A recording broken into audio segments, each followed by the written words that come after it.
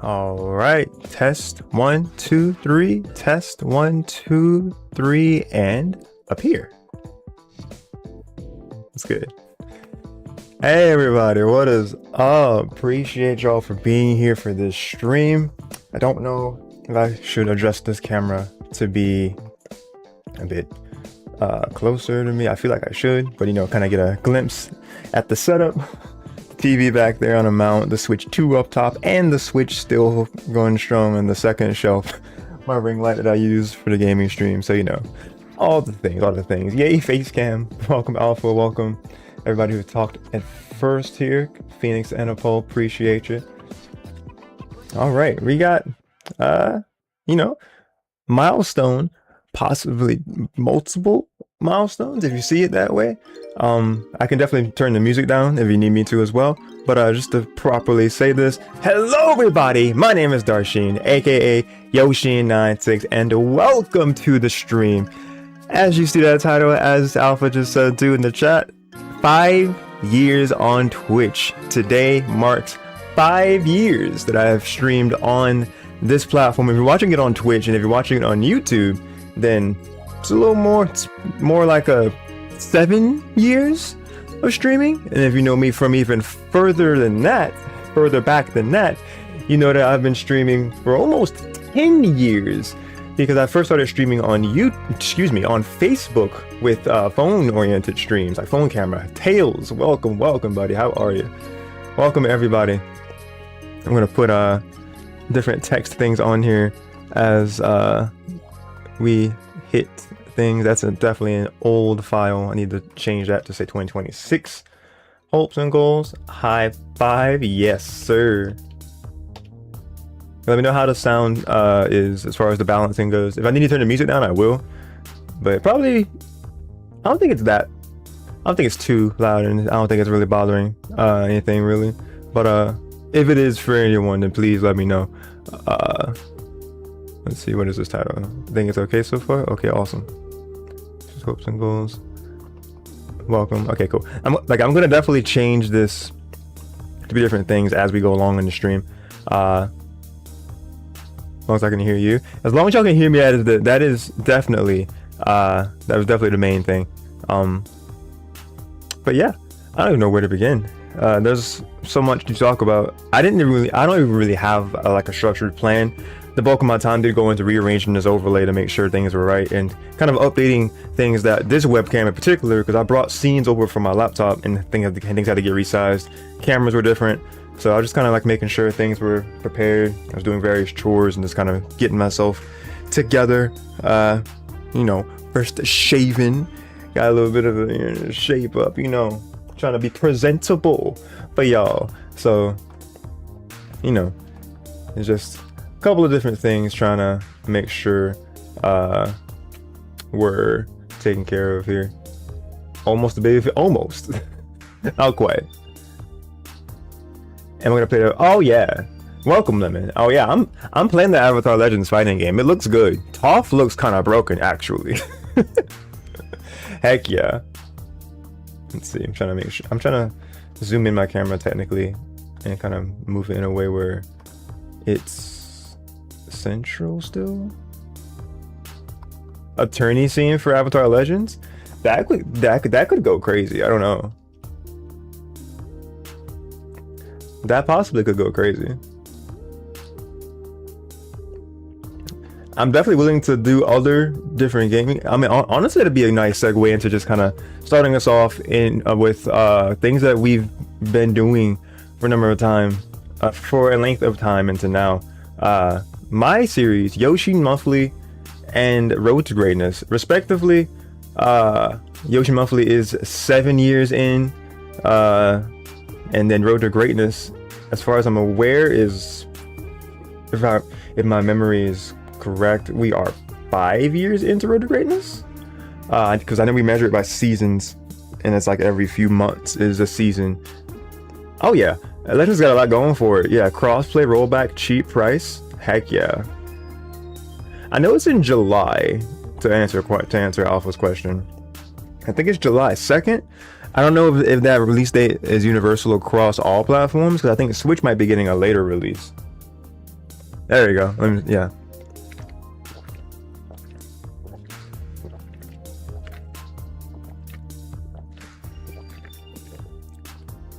But yeah, if I enjoyed a Avatar Legends game, which I don't know why I wouldn't, excuse me, I could definitely see myself incorporating it into my Yoshin Exhibit series, which, yeah, that series has some dust on it, a lot of dust on it.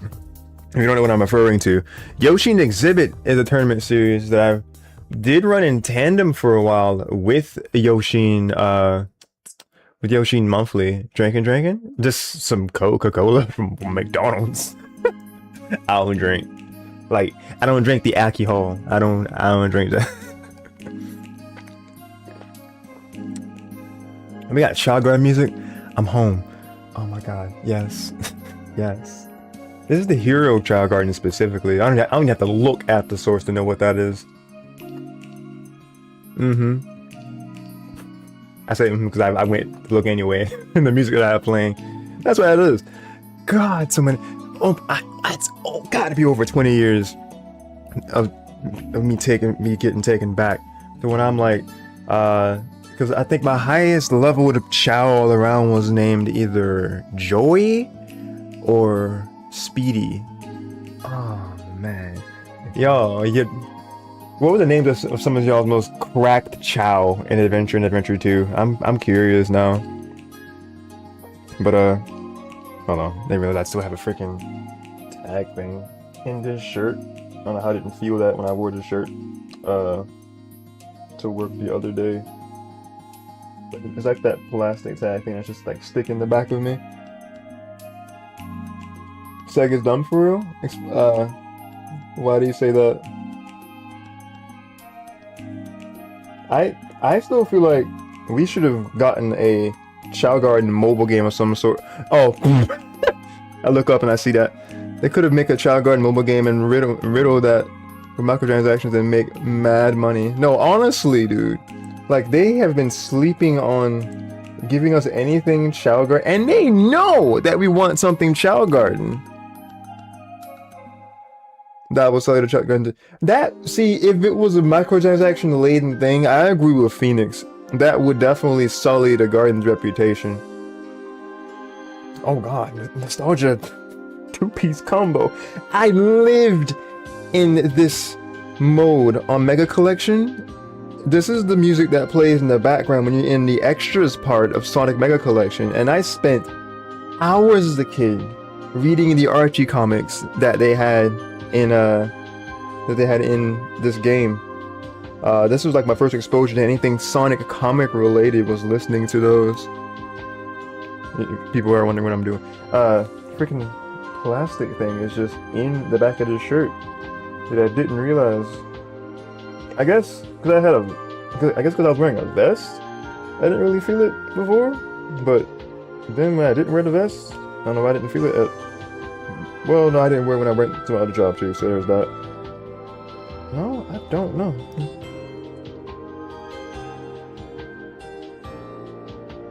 Oh, dude, if they were to bring back Chow Garden and have online, that would be insane.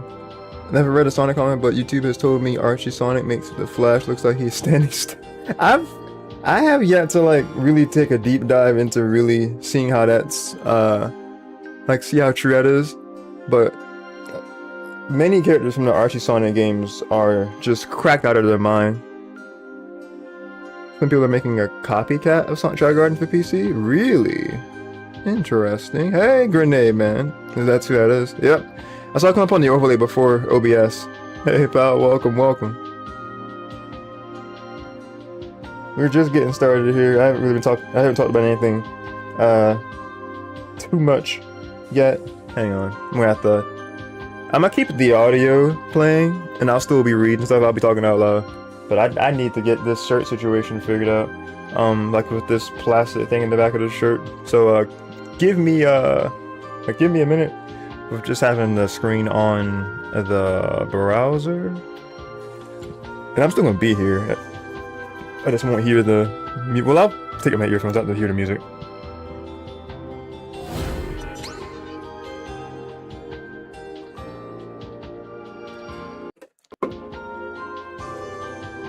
Hopefully that's not bleeding too much into the microphone. There we go. I changed the mode temporarily so I can be heard from afar. Few fan-made shower gardens. Heck yeah. I need to check out some of these fan-made things. Need a posture check too. Nice, very nice. Alright, so I'm gonna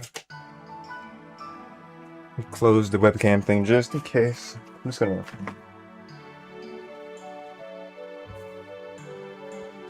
alright, gotta fix the shirt situation.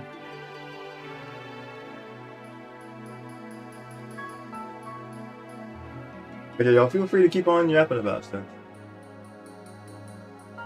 Thank you for the congrats on 5 years. Appreciate it. Summer collection history theme, nice. You heard that too, right, man? I'm back here. I was just relishing my nostalgia.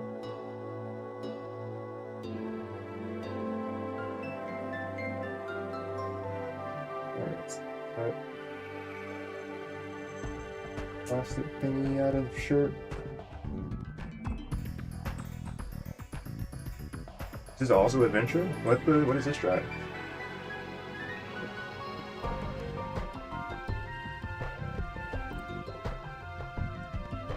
Oh, Sonic Shuffle. See, I've never played Sonic Shuffle.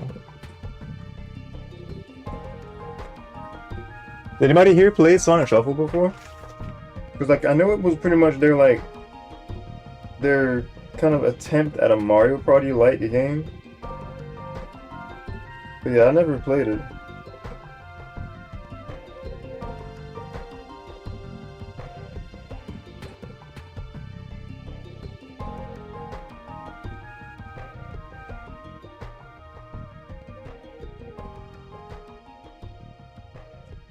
Nope, sorry, no problem. I think it was also Dreamcast. And I also don't know if it ever got re-released to anything. So that makes sense if people haven't really played it like that.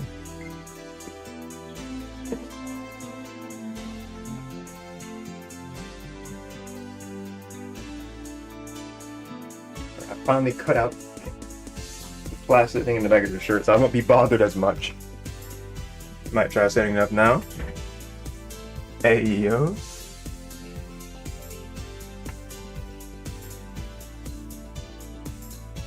Dreamcast one never re-released, and that sucks. Everyday Man, make collection for the GameCube, but not for PS2. See, I knew that a PS2 version existed, which I think my friend J Hero has that one. But I never, but I had my Mega Collection on GameCube, and I still have it to this day. That was how I was introduced to the classic Sonic games, and that is like my preferred way to play those games usually. I have Sonic Origins on Switch now, so like if I were to go back, I'd probably play those versions of it. Alright. There we go. Hand jump scare, sorry. I'd probably play those versions of it. But if I was going in for the full nostalgia factor, I'd be playing it with my my GameCube version.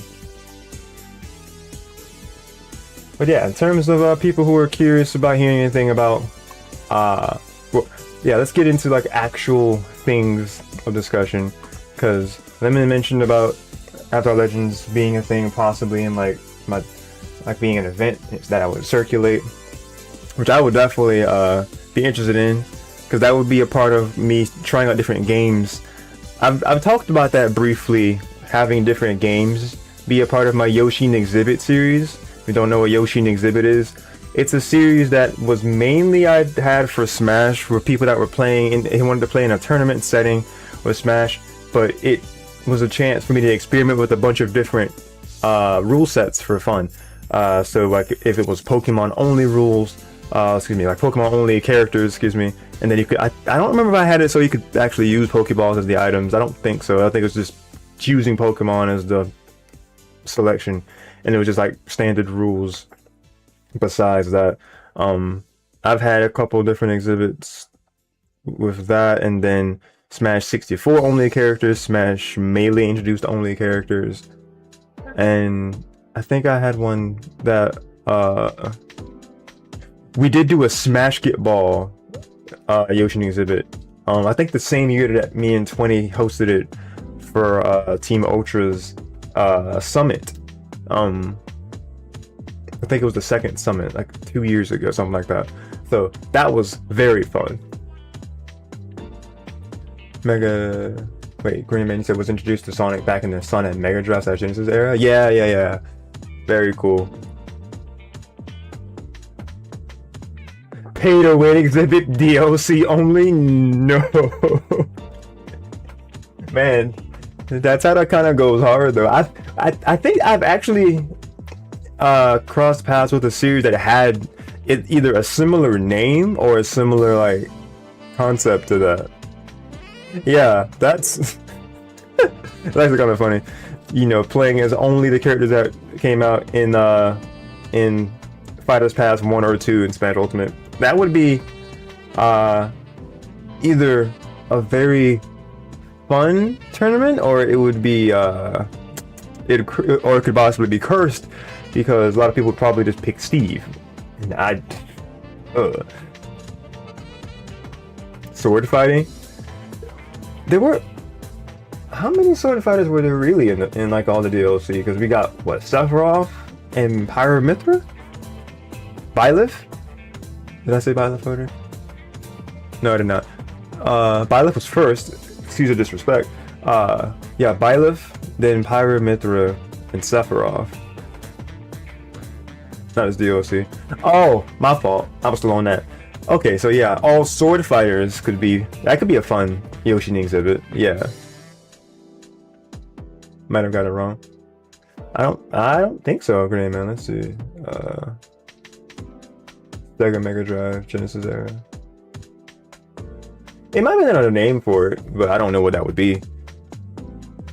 But yeah, sword fighting, or like just some sort of sword fighter themed Yoshi exhibit could be fun. But the point I was getting to with Yoshi exhibit, because that was originally what that series' purpose was for, because people who were maybe tired of like just the same old with Yoshi monthly, like as far as just like the competitive aspect of it and only that specific rule set, that could be something. Let's see, 2026, just to kind of make this somewhat relevant.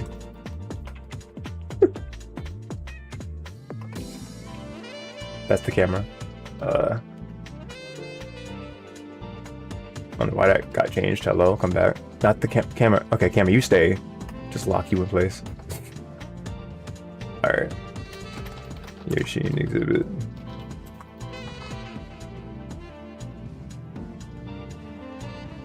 I'm not gonna be like going through bullet points of different things here.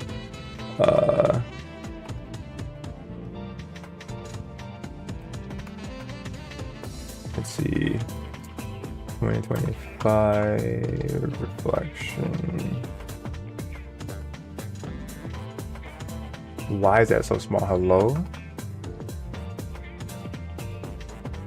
I mean, I guess it needs to be to like not overtake stuff too much.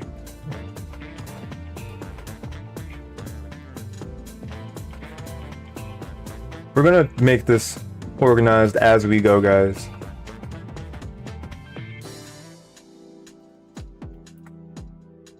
There we are. But yeah, some of the Yoshian lore Alpha said.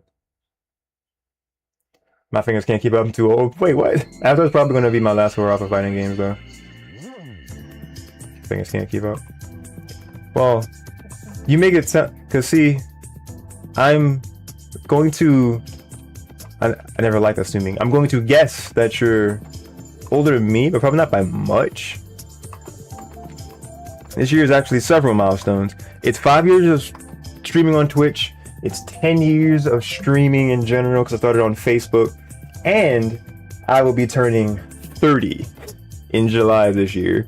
So that's a huge milestone as well. Let me start disheartening to see my reaction time diminish in real time. Like, oh man. Oh, I hate that you're seeing stuff like that already. Same age as me? I will, Alpha. Yes, man. Need to put these thought bullets at the top of these two. I'm gonna get those. Man, that's crazy though. Let's see. No, like you'll still be able to, like, you'll still be able to enjoy those though. Like, enjoy fighting games in general. Like, the competitive aspect of it is such a small part of it. So that's something that you've been worried about. I wouldn't worry about that. Ooh. This is Adventure 2.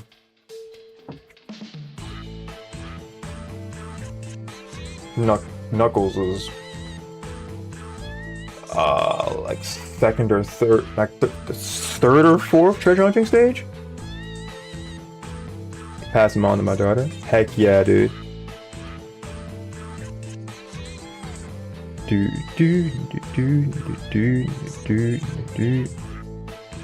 I'm sorry.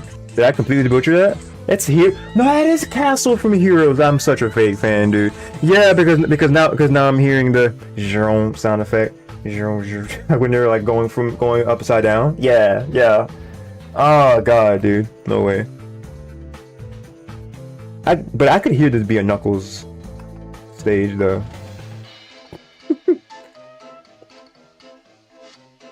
Oh yeah, this part. Yeah, because there's dialogue that happens when the music changes like that.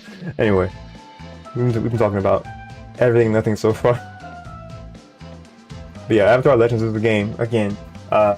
For Yoshin exhibit, I'm down. Because I've actually been wanting to do a few different things. I mean, of course, Pokemon's already a part of the server with Road to Greatness being a thing. But other games I've definitely thought about having. Because even like Mario Tennis Fever now would be fun to have like as like a tournament. Like who would play in a Yoshin event for like Mario Tennis Fever if y'all got a Switch 2 and got Mario Tennis? That I think that could be pretty fun. Because Mario Tennis Aces on Switch was like my competitive game before Ultimate came out, before Smash came out. All right, Lemon, appreciate you, dude. Have a good stream. Thank you. You stay safe out there, brother. Heck yeah. Thank you for tuning into the stream for a bit. 5 years of Twitch is only the beginning. Heck yeah. Well, let's see. God, where do I even start? As far as streaming is concerned, first and foremost, Facebook is where we started doing our streams in the very beginning. End of 2016, we started doing. It was like a stream or two, specifically for like my friend Jay to see.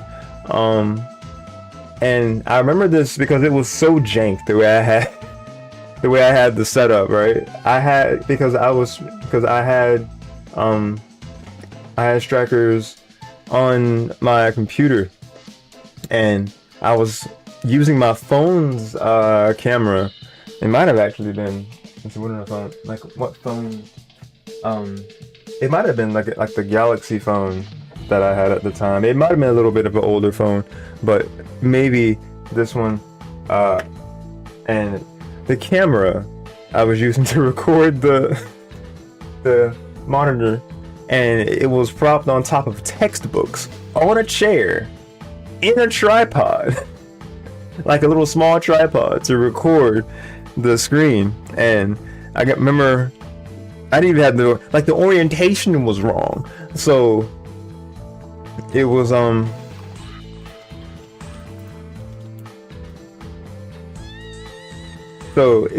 like the whole presentation was showing it was showing the field and all the gameplay, but everything was the wrong way.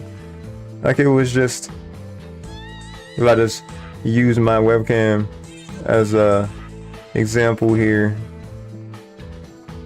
I don't think I can actually rotate this. I thought I could, but oh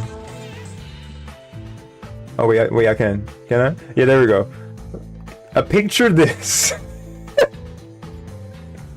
The gameplay is just like this the whole time. Phone camera quality, not that good. I mean, I didn't have things like face cam or anything. It was just the game. But that, like, just picture that. Like, you're seeing gameplay just turn to the side like that the whole stream. So it's about as scuffed as you can get. It's about as scuffed as you can get right there. And that was back when I was not good at the game at all. So it was a lot of yells and a lot of just, well, of course, younger sounding Darsh, but it was just a lot of dramatics, I guess is the right word for that. It was rough, to put it succinctly. Alright, Phoenix, no problem, man. Hope you take care of what you gotta take care of. So yeah, Facebook is where we started streaming in the first place. Might even just put this up here.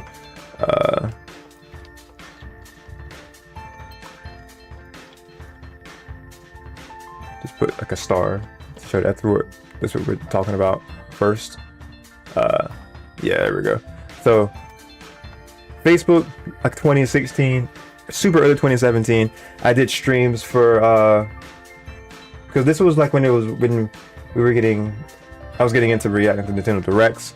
Like for the first time was in 2017. I did like a Mario Party 4 stream or 2 on Facebook, but this is when I had gotten like a taller tripod and the camera. I was able to focus the camera a little bit better on the TV, so things were looking a little bit better than when I started. It was like the very first scuffed stream at the end of 2016. I think it actually was like October, November, something like that. And Mario Party 4, because that was one of my childhood Mario Parties for sure. So that's like another just really nostalgic one that I would definitely love getting back into. If Nintendo actually drops Mario Party 4, because see, 4 and 5 are my favorites, but if they give us any of the GameCube Mario Parties on the Switch Online, since now we're in the era that we have Switch 2 and we're able to play select GameCube games online with that service, if they give us Mario Party 4 online, dude, that's gonna be such a fun time. I can't wait. We already have Mario Party 1, 2, and 3 with the N64 Switch Online, and that's on first Switch. So with Switch 2, if people get into that, then hey, we'll be able to play those, and it's gonna be very fun time. But yeah, Facebook era streaming was also when I was doing Super Mario Sunshine, if people remember that. Matter of fact, if you're watching on YouTube, or if you're watching on Twitch, I mean, you can also get into answering what I have, but in the description what I have on YouTube, you can answer you can answer me this question: what is your favorite thing you've seen me stream? If you've actually been around for like any point, seen me stream different things, whether it be the last few years on Twitch, or whether it be from YouTube, or maybe even the Facebook era. Because I had like some things that were just kind of like mainly on Facebook I still have yet to bring over. Case in point, like doing like a longer playthrough of like Sunshine, because that's where I played through the entirety of Super Mario Sunshine during the Facebook days of streaming, and I did make like overlays and meanings of like streaming that over again, but I still have yet to. I streamed through like the first chapter of Paper Mario 64 on Facebook. I still have yet to make it over to like even YouTube or anything. My original run of Super Smash Bros. Legacy, which at the time was titled, it was titled something else. It was Road to Super Smash Bros. The Ultimate Hype. That's what that was before, because this was before Ultimate came out. So I was doing streams, and it was a very ambitious series. I was doing a series where I would like do the characters in order, right? And if they were in all the games, then they were then it would just be 5 different games I would switch to in a stream. So like I was doing it where Mario would be the focal point of that stream, and it would be I start off with Smash 64, then I would switch over to Smash Melee. Like both of those would be on like computer, and then I would like migrate my entire setup, move the tripod over to my Wii U to have Brawl be there, and then I would also play Smash through Wii U as well, and then I would end it with going online for a bit. That was the original intention, at least, and stream, continue to stream with me focusing on Mario as a character. So that was very ambitious that I tried. Pretty much most of what I've seen was entertaining, so I can't say I have a favorite particular stream. Okay, thank you much for that, Graham, man. I appreciate that. I'm glad that my content has been pretty good just overall for you. That it's hard to pick. God, because I'm still like thinking about different things. That Facebook era was when I played through the classic Sonic games, Sonic 1, 2, and 3. Not through them, but I played like the very first levels of each of them, like first 1 or 2 zones of those games, because I have yet to beat a classic Sonic game to this day. Crazy to say out loud, but I've not done that yet. So that's going to be something that I want to do, considering that this year is Sonic's 35th anniversary. I definitely want to at the very least beat the first 2 classic Sonic games, Sonic 1, and then because Sonic 2 is my favorite. Sonic 2 is where I think I played Sonic 2 first, maybe. But Sonic 2 is definitely like still my favorite. The Chemical Plant Zone is my favorite zone still to this day. I think because that was like I never really played it enough to get past Chemical Plant Zone a lot. So like I would just, whenever I played Sonic 2, I would get through Emerald Hill Zone and then play Chemical Plant Zone, and then I would just I would never really get further than that. I don't know if it was just when I was a kid I just couldn't beat that zone, or I just preferred being there a lot. But that was the zone that I just have the fondest memory of, is Chemical Plant Zone. So just hearing all the different iterations of it over the years, when it came out with Generations having a new remix, and then when they also put the stage and had it be redone in like Mania, and that was a new rearrangement for that too. God, that was such a bop, dude. It was so good. But yeah, the classic Sonic games are also something I just have not brought to the Twitch side of things. Not even YouTube yet. As far as playing those, I've been playing through the 3D Sonic games ever since 2022.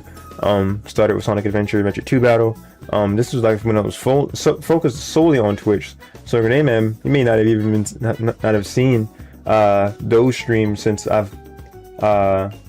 those were like mainly on Twitch. I have a VOD channel where I was putting all those streams on YouTube so they can be watched. So if you have not seen those, I recommend you going to the description below and check that out whenever you would want to. Like if you just do like a search on that VOD channel, you just probably type in 3D Sonic Marathon. I'm sure it shows up. But you gotta get to bed now. Have work in the morning. Got all those 6 work days a week, man. Happy 5 years streaming, pal. Appreciate your grenade, man. Thank you for tuning into the stream as long as you could. Yeah, if you're curious about any of the content that I've done, I was mainly on Twitch. I've been putting it on YouTube slowly but surely. Haven't updated that VOD channel in quite some time, but I'm going to be putting more stuff over there too, so people who are only YouTube will have things to watch too. And I'm glad I've been able to turn streaming into a multi-streaming effort, because if you're watching the stream at all, it's going up on Twitch and YouTube simultaneously thanks to Restream. So that's something I've been able to make use of ever since 2024 now. I've been able to stream to both platforms at the same time since mid 2024. It was actually July, because I was in the middle of my 1000-year door playthrough when I first started doing that, and it's been a great decision ever since. Been able to stream on both, and no place has been short of content since I made that decision 2 years ago. So that's been great. But yeah, like there's so much that I haven't really brought from that older era into now, and it's kind of crazy thinking back about it right now, and like just really seeing what I have done yet, what I have repurposed and brought back, and then and then things that I'm doing now, and series that have been in limbo, and then series that I just want to still bring and continue with. So for people that I've been watching since Facebook. Greatly appreciate y'all. I have no idea. Because you're all some OGs for real.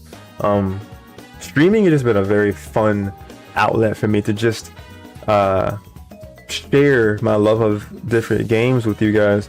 Popular games all down to the niche games, because like the games that I would say would be niche if we're going into like older catalog stuff like GameCube era, or even like PlayStation era, PlayStation 2.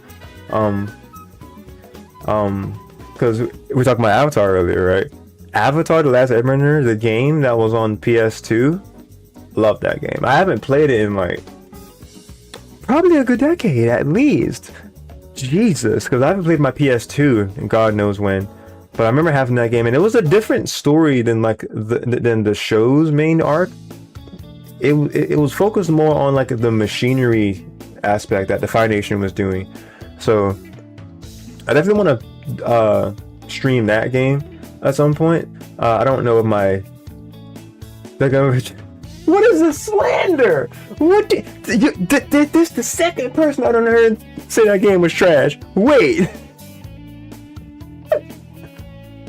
Yeah, that game was trash. First of all, welcome to the stream, Mike.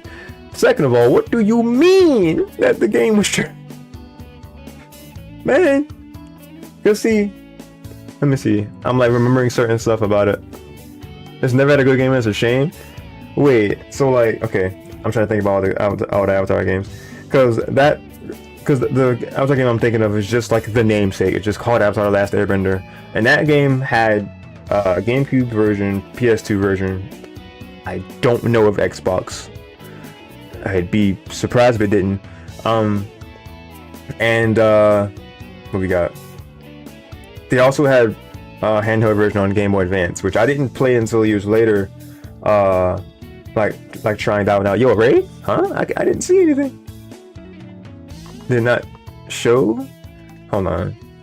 Cause see, I don't have. Oh, yo, it's time to celebrate. Was that a Preston Ray? Yo, let's go. Thank you for the Ray, Preston. Appreciate you. Yeah, because on desktop, I'm still trying to bring different things in. Oh, this is like the normal Child Garden, the one that's neutral. Do do do do do do do do do do do do do do do. I have Twitch chat on this scene. I don't think I have all of the widgets here. That might be why. Oh, yeah. Twitch widgets. Well, that'll just like, that's duplicating the chat though. Because widgets is there, and that's like, and that's putting that there too. Oh wait, yeah, move this over. Need to see what is all in that scene. It's gonna be muted for a second. Sorry, guys.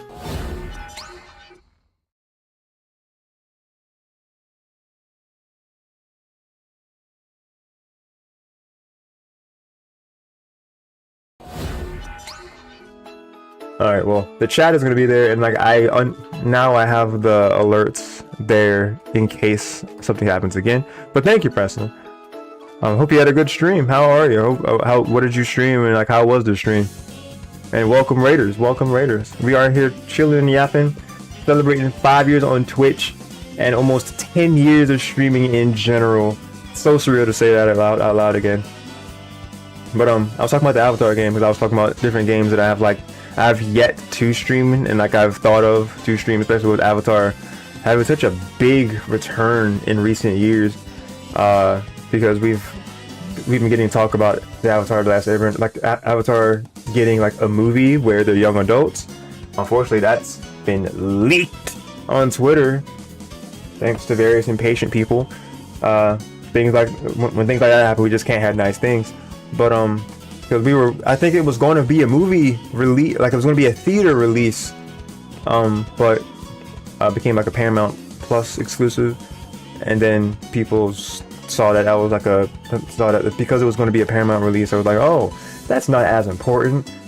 One, like if it got from one specific source, then that was where everything happened. I'm not gonna get into all the specifics and all the negativity about it, but I'm really excited about the Avatar movie. I think it's supposed to be on Paramount Plus in October, to support the future release for that. And as far as other things that Avatar in the last few years, I think they actually, like, the voice actors have been on podcasts, and I think they had like a Twitch where like they were rewatching the show. Like, don't add to the problem. Don't be part of the problem. Yeah, that was one thing. I mean, that is true. The first part, animators already been paid. They don't care about Paramount.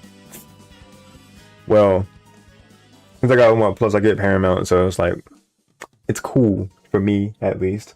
I'm gonna watch it as official as I can.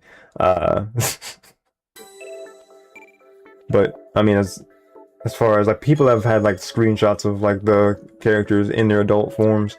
I haven't like tried to look at them because I don't know what's real and what's fake.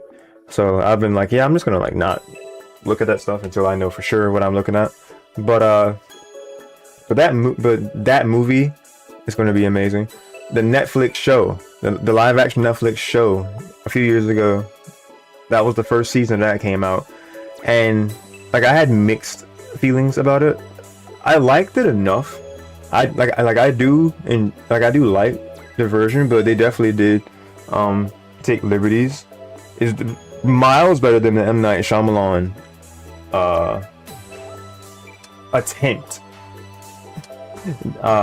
or whatever that was in 2010, 11, whenever that movie came out, where, you know, Avatar on and Friends. No, yeah, that's just not, no. That was like a era where movie adaptations were coming out, like Dragon Ball Evolution.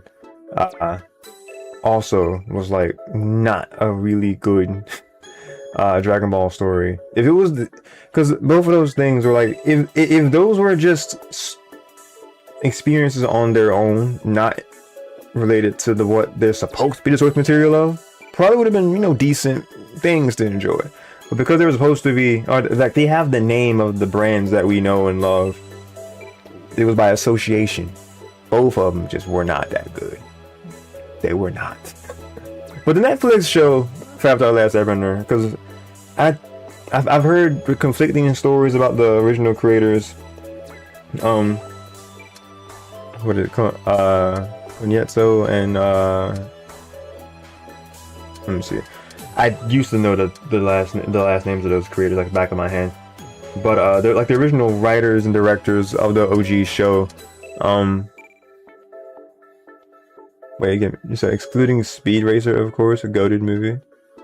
Which one of the movies that I said? Excluding Speed Racer. I was just trying to make sure because I had said a couple of different things. But God, where'd my brain go? Not a bad anime movie. Wait, again, which one? Unless you said the name in that last message, I'm just reading it wrong. Because that's very possible. My brain's trying to catch up to what I was saying. Oh, okay.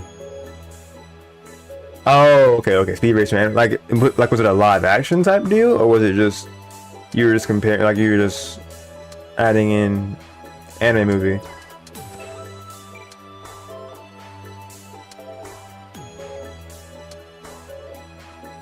Live action, got you. Because when you're saying anime movie, it's kind of funny. I think as far as anime movies, the only movies that I've seen that have been like anime would be like in order, probably be like Pokemon, Dragon Ball Z, and then like quintessential quintuplets.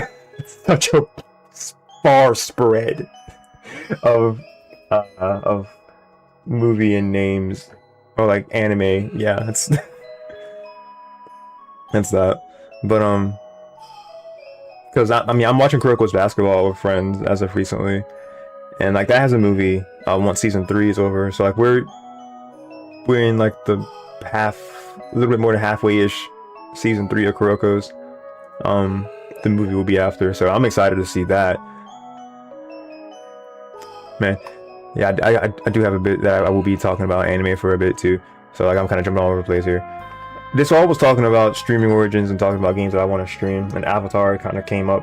The live action Avatar series that was on Netflix, I liked it.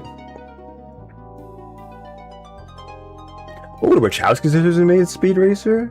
Same people as Matrix. Same people as the Matrix. That's cool. I'm gonna have to check that out then. Okay, yeah, for sure. I'm gonna have to check that out. Heck yeah. But yeah, the live action Avatar was good.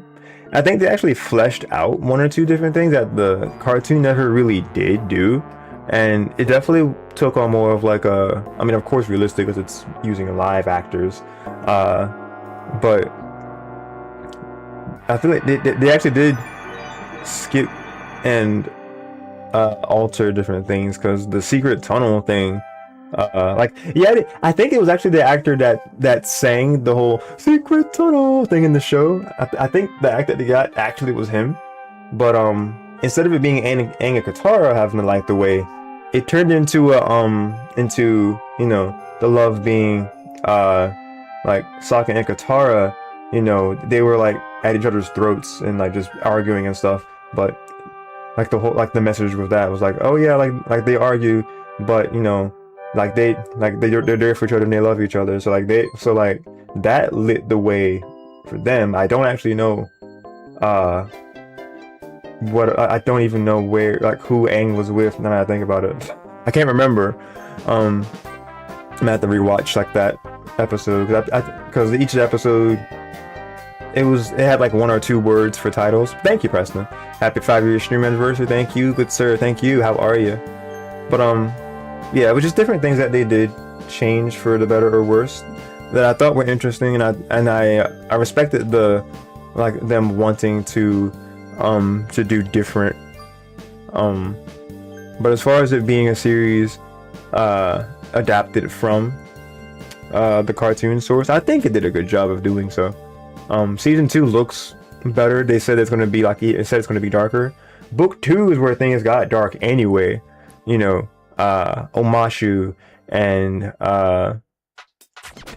yeah, like everything dealing with Omashu, and Toph is introduced, and the Dai Li, Jet, all those key aspects.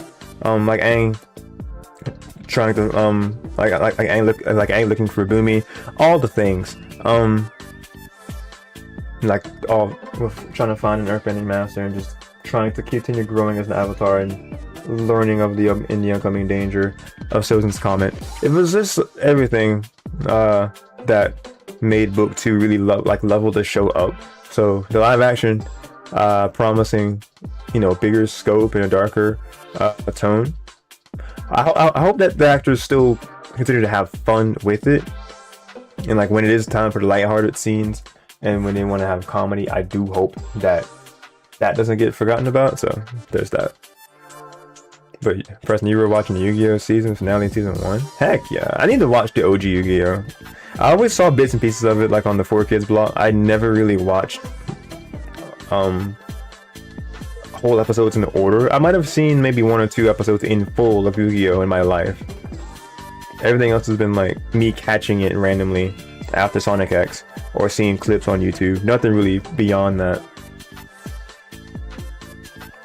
So yeah, I definitely want to watch Yu-Gi-Oh! Eventually.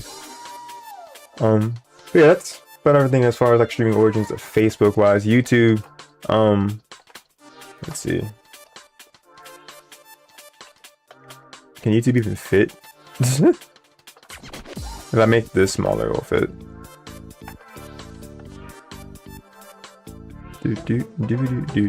Yu-Gi-Oh! Abridged? Wait, have you seen Yu-Gi-Oh! Abridged, Mike? I don't know why this keeps wanting to change my freaking text. But, let's see. Like, it keeps wanting to change the font used.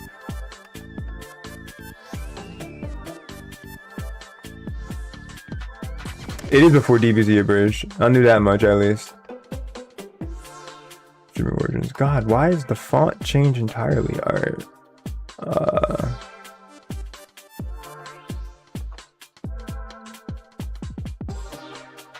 I think that's, I mean, that's close as I'm gonna get to it. Because the font of this is, well, that's the same font up there then. So that works. The font here was bigger though, like it's just not showing me correctly in OBS. Because whatever Sego UI is, that's that. So, stupid.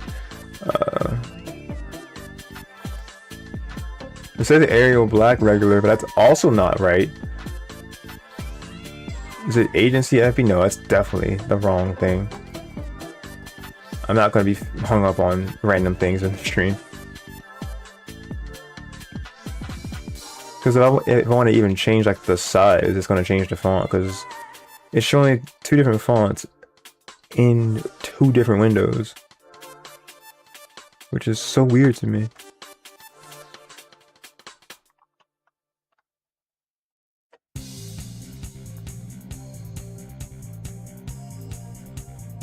Adventure music again? Heck yeah.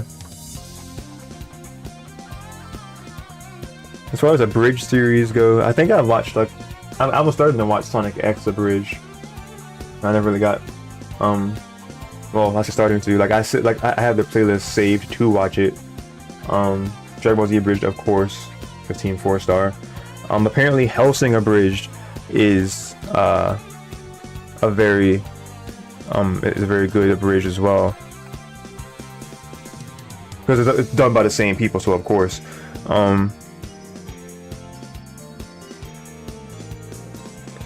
feel like I've seen other abridged I can't think of at the moment, but the abridged for Solo Leveling, Sister Leveling, that one was very funny. I can't wait for season 3 of Solo Leveling because that whole show was a crazy ride from start to finish. Well, finish at the moment.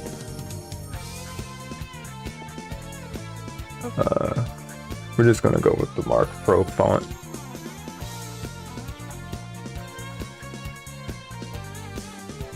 And make that a little smaller. In between says Kuroko's and Fullmetal Alchemist Brotherhood. I'm watching on 2 different occasions. I'm watching Kuroko's basketball with 2 friends of mine. And then I've been watching Fullmetal Alchemist Brotherhood with another friend of mine. So it's 2 different nights that I've been watching 2 different anime. One Kuroko's with like the 2 others, and then Fullmetal Alchemist Brotherhood with 1 friend. There we go. No, yeah, no. Up until now, I'd never seen FMA Brotherhood, which is crazy to most people because like, dude, it's one of the best anime like of all time. How have you not seen that? I'm like, no. I wasn't cultured, or something. I don't know, dog. I'm sorry. But let me see. We're at the part where, well, we're at the point where they had their venture north, and it's Major Armstrong's sister. That's it. That's the last name. Right. Yeah. We just met her. And yeah, the brothers had to like tell everything that had happened to her. But that's the last part that I've seen of Brotherhood so far.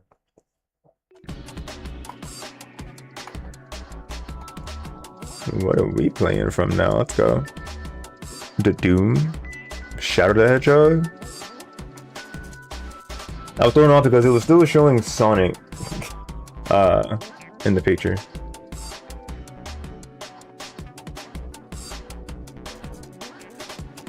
Max, I wouldn't say it is the best, but it is so consistently good all the way through. Yeah, that I have seen so far because I'm 32 episodes in. I think the whole anime is like 60 or 65 episodes, and like yeah, everything has been very consistent. It's been great so far. But pressing to start a production prediction? Is that what you're trying to say? Start a prediction? But a prediction about what? I mean, you can. but I'm gonna still be talking about different topics throughout.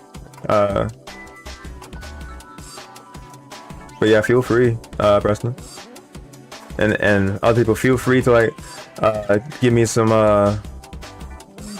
ooh, best anime. Okay, like are you saying are you saying prediction, discussion? Yeah, like best anime. Yeah, what anime have you been watching, Preston? And Mike, same question to you. Like, what anime have you been watching? Or like, what are you watching now? Maybe, if anything. Yeah.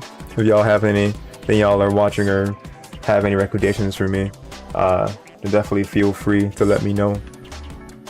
Like, my preferred genres are of like, you know, action adventure, and some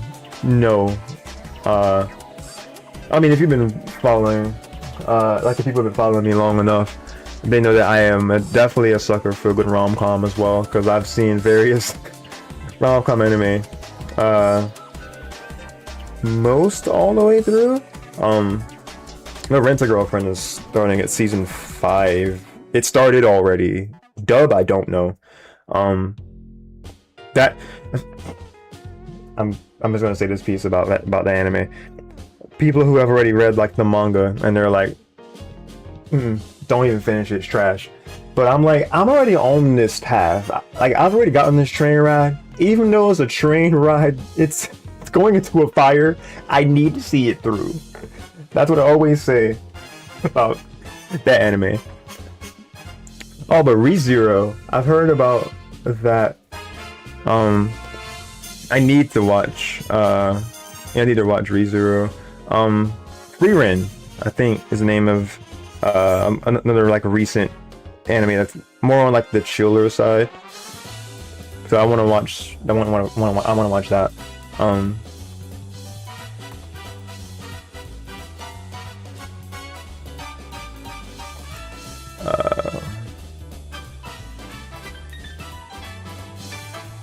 Close enough to what it's probably gonna be. Let's just put it 30 as the size.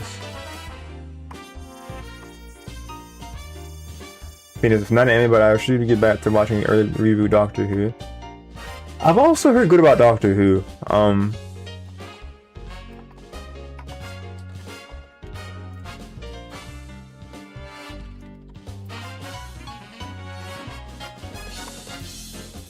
Just kind of trying to have this have some sort of a semblance. Some sort of order here, maybe.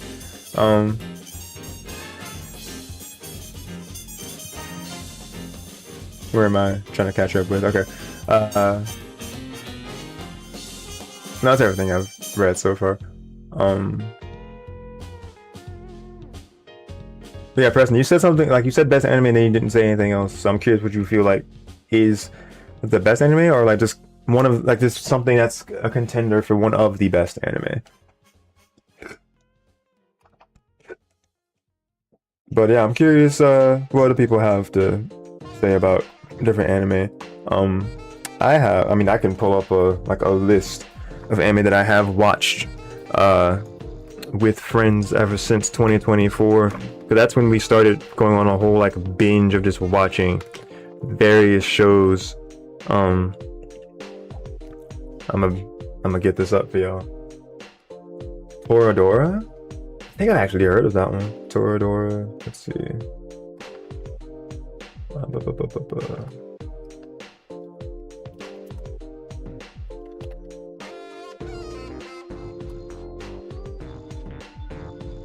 Japanese light novel started off. Oh, that's 0809, huh? There's video with intimidating presence and Taiga Isaka, feisty petite girl known as the Palm Top Tiger, who form an unlikely alliance to help each other confess to their respective best friends. Oh, that's classic trope, dude. And of course there's a Toradora abridged. Of course there is. Okay, apparently it's on Netflix, which I do have Netflix. But I mean, like even if it wasn't on Netflix, I would definitely have a way of watching it.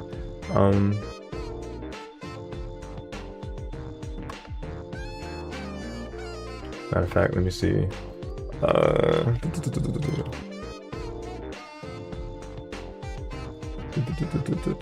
That's not the right thing.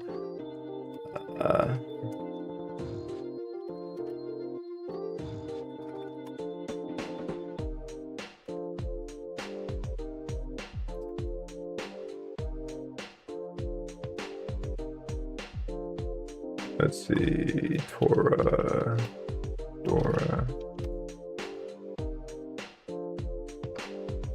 No? Okay.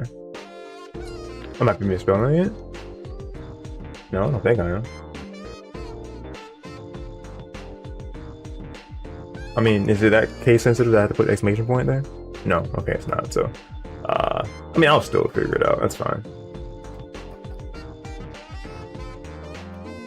Don't watch the dub. I'll watch it sub. See, it's like certain shows I've watched sub.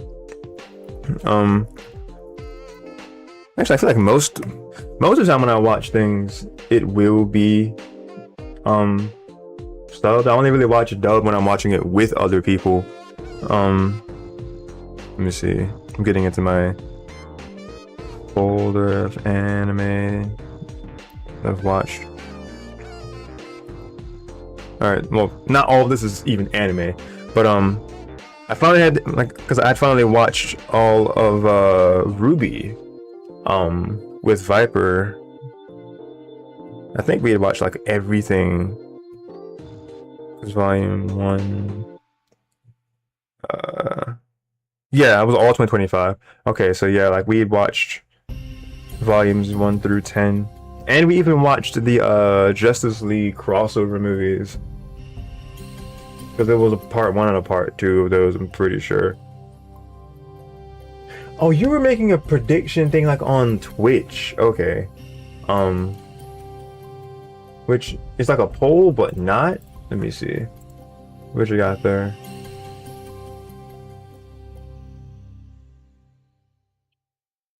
I'm not even sure if I can even see. Can I even see a? Can I see like the prediction thing on Twitch here? Love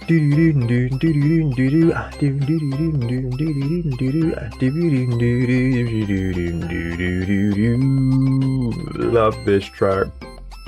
I think this was the same for Adventure 2 for the Child Garden, because this is just when you go to the Game Boy Advance thing to like toggle with some settings to like try to put it in the tiny Child Garden and all kind of things. Yeah.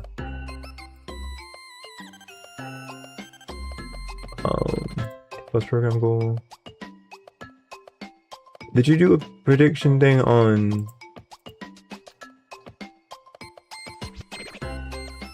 See, when you say you have a prediction up, like where?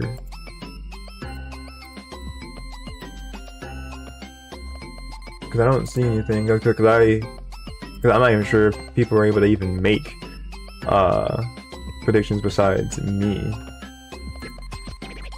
Oh, I'm stupid. Okay, I went to choose prediction outcome. Okay, so there's a thing on Twitch. Alright, so it says submissions closed, so people can't even really do anything about it. But the choices that are on here were Pokemon, Yu-Gi-Oh, and Inuyasha, and One Piece. Best anime on TV created by Nostalgic Preston. I mean, I've only seen Pokemon out of the world, Pokemon and Yu-Gi-Oh. I'm very biased. I haven't even begun to watch One Piece, so I can't really even say anything about those. I feel like if Bleach was on that list, people would probably vote towards Bleach. I just say Pokemon because I'm biased.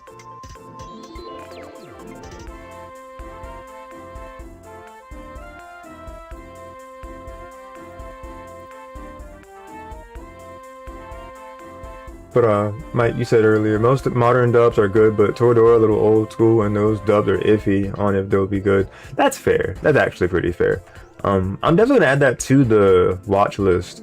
Because like just that premise alone, it just sounds like classic shenanigans, classic trope of, oh, like they're trying to, like, these two unlikely students, they're gonna, you know, help each other, like get their like get the other person with the other's best friend who like they're crushing on, but oh, lo and behold, it might turn into something else, like this unlikely alliance. Fill in the blank there. I'm not gonna say anything, of course, but I mean, it's a classic trope. Yeah, what are people's thoughts on Ruby? I watched that last year again. I felt like the show got super serious really fast. Like the first 3 volumes of Ruby were solid. Like, I mean, the music is great all throughout the series, but like once it hit like volume 4 and beyond, like it's just like it just starts to get heavy, and I'm like, man, this is a lot. Oh, I watched Scott Pilgrim vs. the World for the first time last year too. Like the movie. I can't believe it took me so long to watch it, but the freaking scene when Scott jumps out the window, like when Knives comes to like to where there are freaking oh lord, I can't forget the best character's name, like the name of the character, the like best. His like nonchalantness, cool guy energy throughout the whole thing is great. I watched the cartoon after, like, State Takes Off on Netflix. That was what we watched. I watched that with him. I think that was that this year? Yeah, I started watching that the beginning of this year. Cause I watched the movie with cause it was with Viper and like other friends, and it was in like a Discord thing, cause he hosts like movie or watch nights in the server, and I watched it there. I didn't like record that. I say that I record a lot of most of it if I can help, like all my anime reactions, so just kind of have something I can attach to, and just kind of have something to look back on and kind of see what my initial thoughts of seeing things were than when I think at a later time. I just think that's really cool. So like the anime that I'm reading off are ones that I did reactions to, because I say anime, a couple of these things are like not really anime. K-pop Demon Hunters is not really anime, but it definitely is inspired by anime tropes, because I have it where I watched that with J Hero and Red. Those are the two that I'm watching Kuroko basketball with right now. Them two, because they didn't really like they weren't one to just, they hadn't watched it like when it had first came out with, I guess, that month or so, and like they really weren't about like the hype of it either. But I mean, when I watched it with them, like they both enjoyed it by the end. I think one of them said they only really liked like maybe 2 of the songs of the soundtrack, and then my other friend, he was like, okay, I still think it's overrated, but I can see why it was overrated, because that was good. So I'm like, got you. I made y'all fans to some extent. But of that movie, Free is my favorite. Jesus, Free is my favorite of that soundtrack from K-pop Demon Hunters. Now probably, I mean, of course, Golden is on there. But how it's done, like the movie opened up with a banger, so can't really get better than that. But yeah, other anime, 2024 is when I watched Ghost Stories, the dub, for the first time. That took me clean out. Yes, Preston. Yeah, May 11th, because your birthday's on Mother's Day this year, May 10th. But yeah, y'all, definitely be on the lookout for a Mario Tennis Fever stream. I'm gonna be playing that with my friend Preston here on stream in a few weeks. So stay tuned for that. Because I've only really played Fever like twice. One time? I think only one time on the stream so far, which I gotta change that. Because I've played Fever off camera as well. Like I even hit up Jay just to, like a little bit after it first came out to just play it randomly, just like on a Friday when I didn't have to work both jobs. I was like, bro, you trying to play some Mario Tennis? And he was like, yeah. And then it turned into me, him, and Red just hanging on VC, just chilling. So that's something I've been better about this year so far, of just getting on a game and not really feeling like the necessity to stream it. But yeah, that's another thing. Anime. Yeah, the freaking Devil Ghost Stories is iconic for good and bad reasons. Because Mike, you were talking about most modern dubs are good. But like those old school dubs, because Ghost Stories is a part of like old school dubs, but it was one of those dubs that they just were given absolute free reign to just kind of say and do whatever. They did not care. They cared, but I guess because it was so loose with what they were able to do, it just kind of became a have fun with this type of thing. So yeah, Ghost Stories is chaotic in the best way. I mentioned Solo Leveling. Watamode was a weird anime. I liked it, but it was weird because it was one that Jay also recommended us, or that we all watched. It's basically an anime about like this girl. She's trying to do everything that she can to be like cool, to be like recognized as like a cool like social person, and she lives in her own head, always overthinking things, and it definitely has like it's definitely a wild anime given the like premise, but like it's definitely a slice of life thing, but just like the intro makes you think it's some like it's got like a rock intro, like a heavy metal intro for no reason. Kind of perfectly encapsulates the craziness that happens in the main character's head. But that one was an interesting anime. Like I liked it, but it was just kind of it was kind of weird just how much she pushed to be quote unquote normal, but she was far from normal.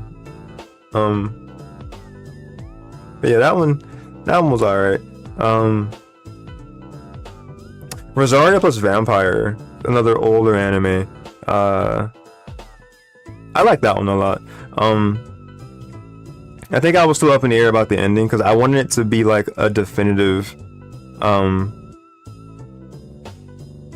well, without spoiling the anime. Like I guess I just wanted to, I wanted things to end more definitively than they did. Like a lot of things did come full circle, but I guess I just wanted a bit more as far as because it was like a, let me see, because that's fantasy, also kind of slice of life, but also action. It was like a rom-com-y type of anime. Rosario plus Vampire. So that one was one because every character that the main character kept meeting, it was like they all had their own their own powers, and it was, of course, it was like a love, whatever shape that it was. I just wanted there to be like a definitive like words I can't think of, like I don't know, like just a definitive, hey, they're together type thing. I don't know.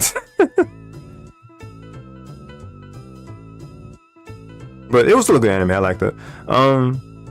Midori Days was another one I kind of felt a similar thing about, like ending wise, but it was still a fun one because like pretty much the whole thing with that one where I think because Midori Days, I think it's a classmate, like a girl who, like she really likes like the guy,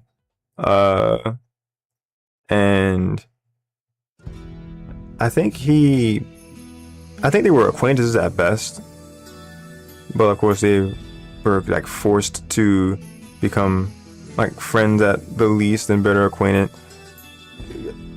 I mean, it's fantasy, because I don't think they even really explained how whatever happened with Midori Days, but like the girl basically becomes the dude's right hand.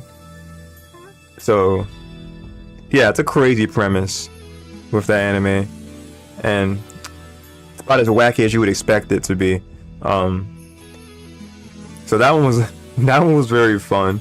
It had some like surprisingly like deep conversations about just like appreciating people. So that one was good.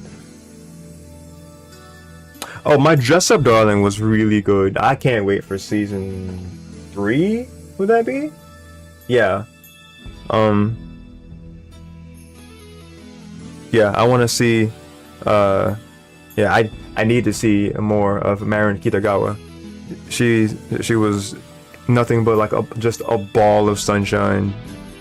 I love her. I need to see more of that anime.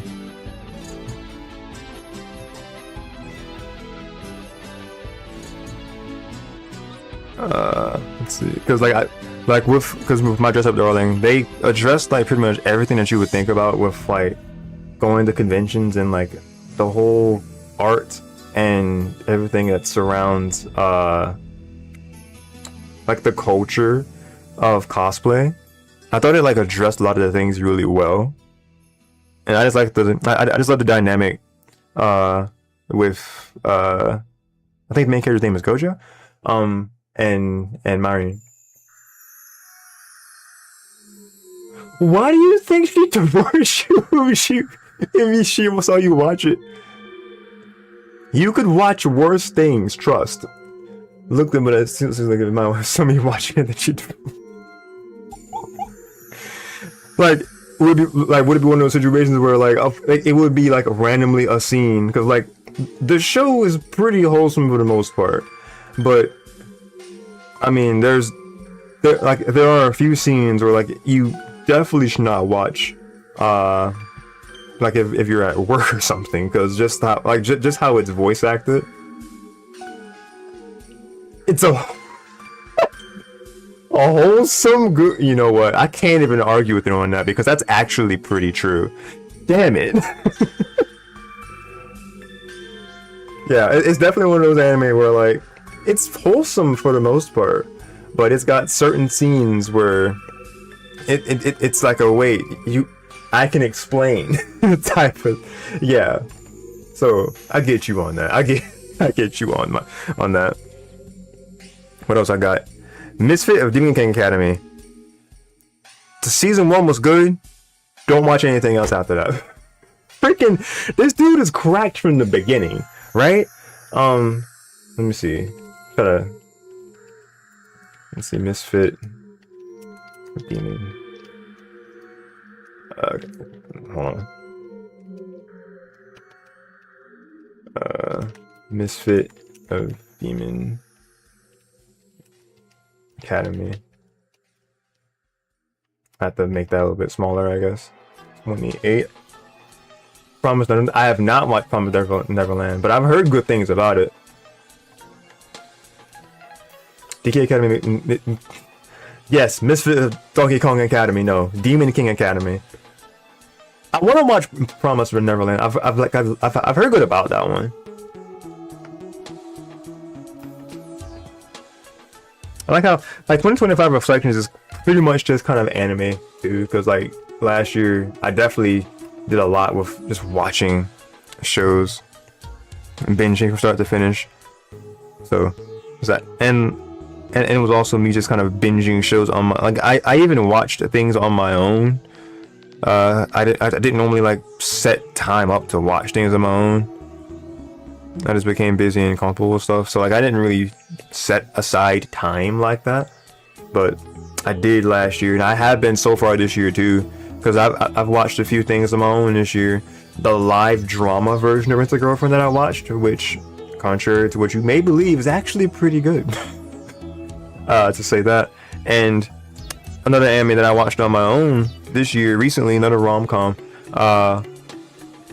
The title of this got me too, but it's actually pretty deep for what it is. Just watch it. There's no season 2 in Boss Say yeah for Misfit Demon King Academy. Watch season 1.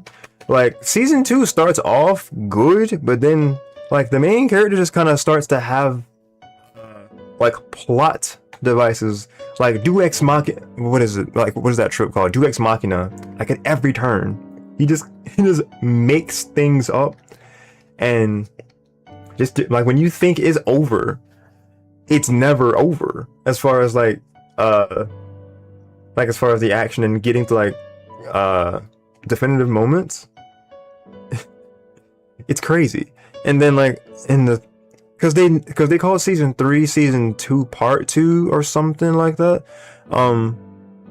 because that one it threw in a whole other love story and like a whole other like thing of it tried to give context to a character that said it had relation to the main character that we didn't even see coming.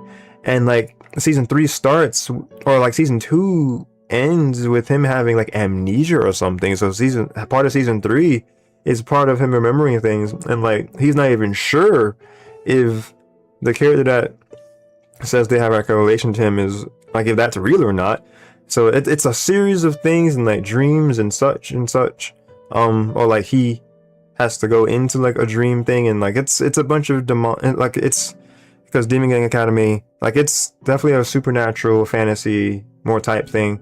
If I say any more, it would spoil stuff, but yeah, season 1 and like the beginning of season 2 was like all right, but I would definitely say that's the one that's, yes, watch season 1, because even how season 1 ends, it was kind of open-ended, but like, you could watch season 1 of Demon King Academy and be satisfied.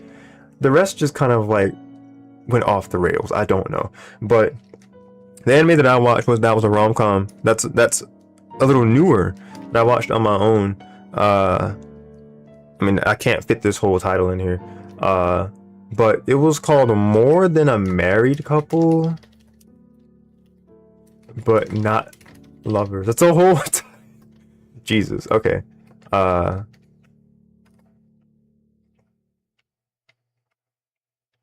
gonna have that be up there.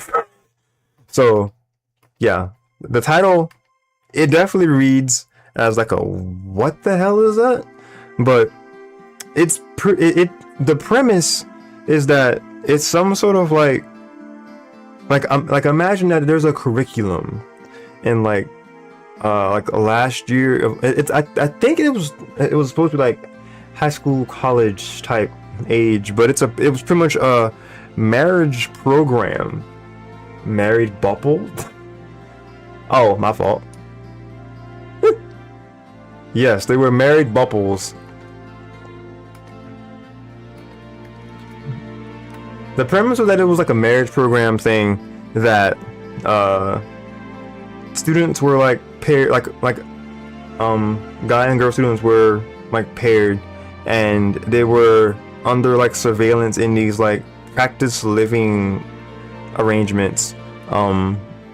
That it was like, let me see, it was like right near where their school was, like I guess across from it or something. It was this whole like complex that students were paired, and it was like cameras, so of course they couldn't, they couldn't go all the way or whatever is what the premise is supposed to be, but the exercise is supposed to just be like able to have like relationships, being and like learning how to understand people of the opposite gender and whatnot. It was just pretty much supposed to be like a way of learning how to live together with somebody else. It's explained better in the anime, but of course it's actually kind of similar to like what you said with what was the name of the anime you said? with Toradora, because the trope has existed forever and it's kind of had different tweaks about it, but the two lead characters, the guy and the girl that we follow, that get paired together, the guy, he's had feelings for, of course, childhood friend for years, and then the girl, she has the hots for like the main heartthrob of their grade, who, so they're, and like the whole thing is that, though of course those two got paired up in the program, shocker, and if you are able to do well enough at the end of like a month, because the whole thing was that it was on like a point system, so I guess if the ones in charge were seeing that you're that the pairing are doing well together, or at least they look like doing well together, then they would get like points, and like whoever was like in a certain rank, if they were like if they were at like a certain threshold of a rank, they could actually choose to switch partners, as long as like the other pair was also at a higher rank and we're fine with the notion of like switching partners or whatever. So of course these two who were paired together that were, you know, complete different ends of the social chain, and she was pretty much like a jerk to him in the very beginning. Did it go into K-pop Demon Hunters music in the background without me realizing it? Because this sounds like a lo-fi version of Free. Hang on, my freaking ADHD brain. That's exactly what this is.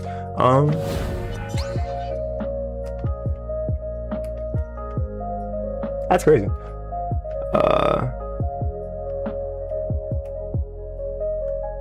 Oh, like it must have went into this immediately after. I'll just. So it played SA2 at the end of that one then. The last scene and reflection. So it played those like very small parts.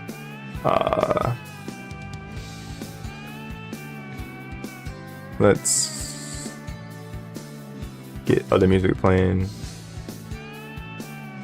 I mean, I guess I could just cycle that for a bit too. Oh, it went into, because I have that in this Just Chatting playlist. That's why I went to that.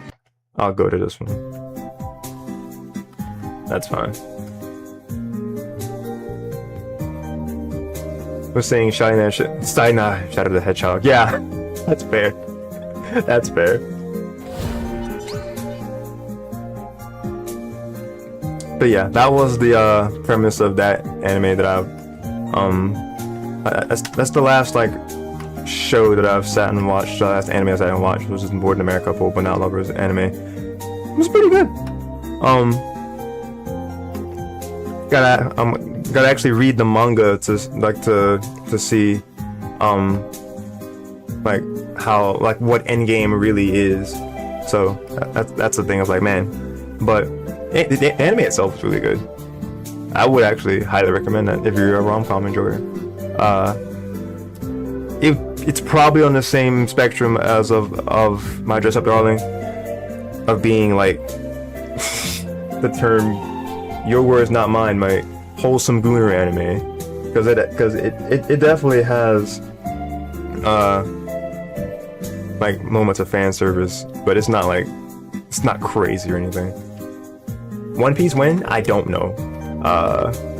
I feel like One Piece is an anime that I feel like I would watch eventually, but it's such a daunting amount of episodes. I don't know if I would ever know where. Like, of course, starting from the beginning would be where, but as far as watching something that long, because Pokemon I was debating watching over the summer, or starting over the summer again, and with the same group of friends, or with one or the pair of friends that I've been watching anime with. We're talking about me watching one of the big three that I have not seen yet, because talk of Naruto came up, talk of Bleach came up, and One Piece of course was there. So I don't know, One Piece yesterday. Did you watch One Piece yesterday, or you want me to watch One Piece as soon as yesterday? I'm gonna watch One Piece at some point, I don't know when.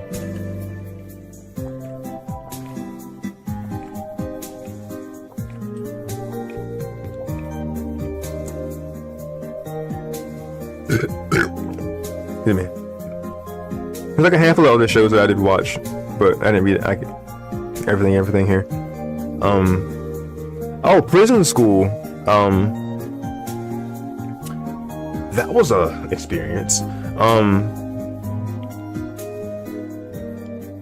Yeah, because I haven't seen like High School DxD, but yeah, Prison School was not a wild anime that I watched last year. Also with Jay and Red. So that was one. I don't have to break down Prison School for y'all. I don't even know how I would explain it, but yeah, that was. I mean, it wasn't bad. It was actually pretty good. But just the extremes that characters were put in were just a lot in Prison School. I think there was like a season 2, or it was like a season 2 of like it supposed to happen, but I don't know when and where. But watching One Piece, one episode a day of One Piece, 377. So y'all been watching it for over a year consistently. That's so wholesome, dude. Watching One Piece with your daughter, I love that. Heck yeah, dude. Let's go.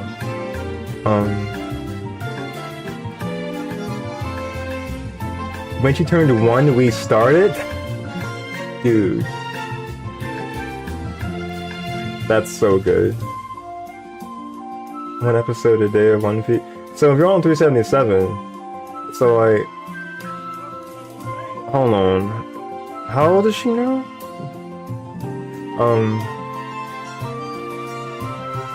Because like y'all put stuff on Facebook, but I can't remember how. Like, because like I know that y'all had like, because y'all said something about birthday somewhat recently. Started when she turned 1. You started. So if you're watching one episode a day, so 365, a couple more times. She's 2 now. It's been over a year. Right. Okay, you're right. You did say when she turned 1, y'all started. So 365 twice. That's 730? Like when y'all hit 730, I would actually 4. No, 365 again. So it should be 3. Yeah. Should be 3 give or take when y'all hit episode 730. If that math is mathing. So when y'all hit a little over 1,000, she'll be 4. Should be 5. Dude, the freaking building blocks that you're establishing by watching One Piece, when as soon as she turned 1, that like when her friends ask her what's her favorite anime, One Piece will just be ingrained into her. That's so cool. What? I love that.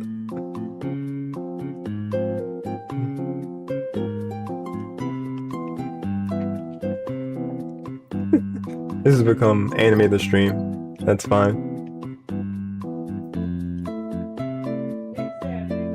She has a stuffed Chopper doll she loves. I don't know what the character Chopper is. Let me with searching the name Chopper spoil me or anything? Because sometimes when you search a name of an anime character, that does it sometimes.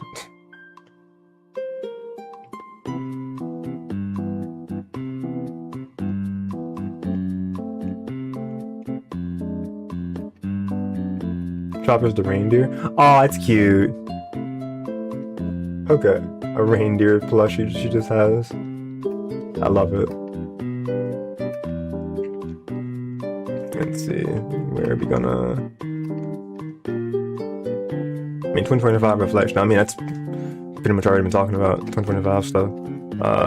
But yeah, let's go ahead and just talk about 2025 and this year as a whole so far, streaming wise, last year. Because I feel like 2024 is where it was kind of the beginning of the quote unquote end, or like where I feel like I didn't really hold on, let me turn that down some, because that got louder for no reason.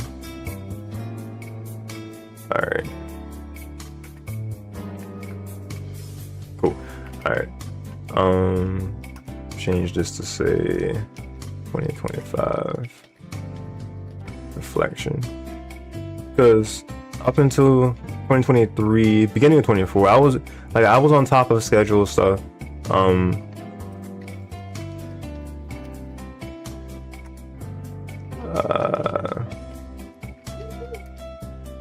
Like I was making graphics for like the schedule. Like I had like pictures dedicated to showing like what game I would do on what day and like what time and everything. But 2024 was when like the year 2024 was when things started to change for me at work, and I was like moving departments, and like I even took on a second job by the end of 2024. So no, yeah, by the end of 2024, like I was starting to work 2 jobs. So like with the main job, I was trying to like change departments and things just being like a lot busier for me in general, and just me doing different things. In 2024, I think that's when I felt like this shift of consistency turn for the worse. But I was still making the most of things, because I was still doing collabs. I was still playing Mario Party like as much as I could with friends online. I was still I was trying to continue series I started in 2022. I was still doing like Pokemon Legends Arceus. I played Shadow Generations as the most recent Sonic game at the time, and I was playing Paper 1000 Year Door because of course we got blessed with a Switch version of 1000 Year Door in 2024, and you best believe I'm playing that. It's one of my favorite games of all time. So that was a thing. And so like that went into 2024, and this is me like full-blown working both jobs by that point.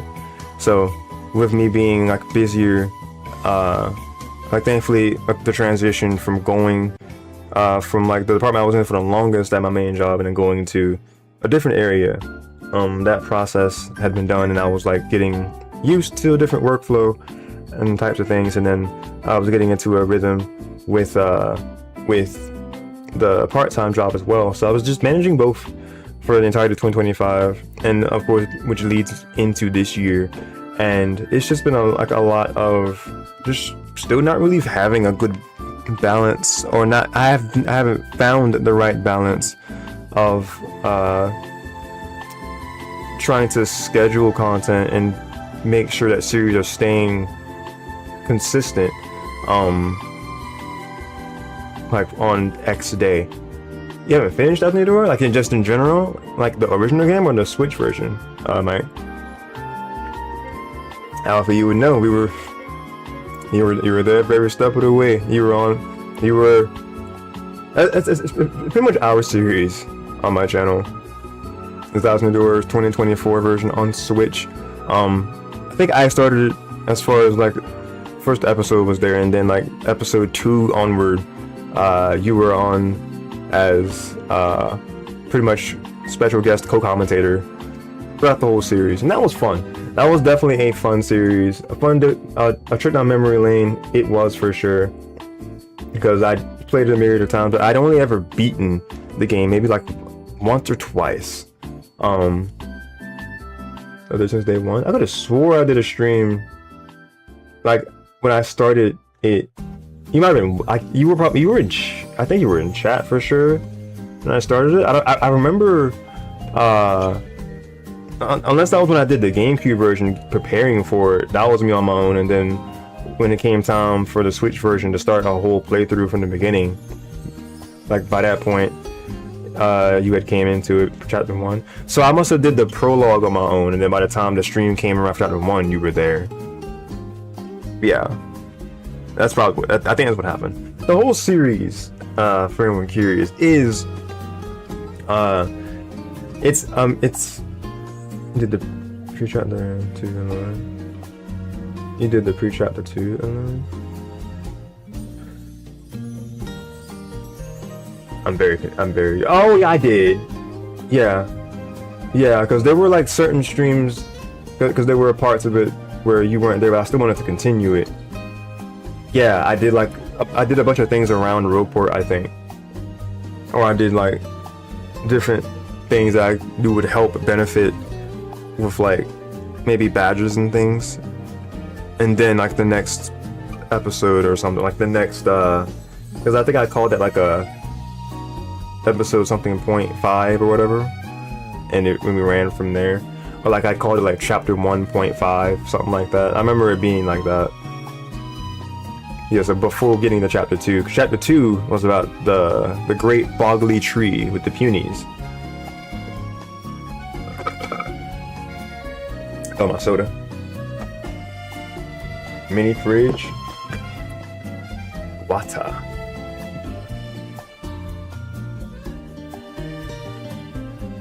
So yeah, like going through that series, 2024 and 2025, Thousand Door was definitely, yep, met Flurry, Madame Flurry, the diva that she is. Love Flurry.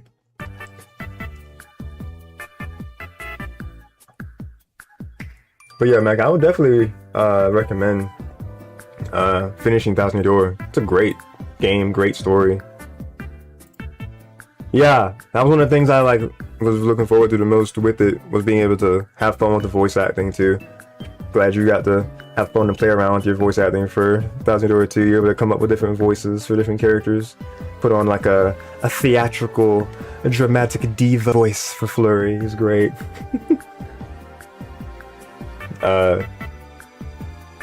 Like it was challenging trying to figure out voices myself, because Boshi's is hyper kid Yoshi, and I was like, okay, I gotta go like a couple octaves up for this hype kid. We can do it. I did do it, but it was just kind of, man, this is a lot. It was fun. I did, yeah. I thought the portrayal for Vivian did was cute. Yeah, I liked Vivian as a character too. Cause she was a more like reserved character that she had to find her confidence. So yeah, I like what you did with Vivian.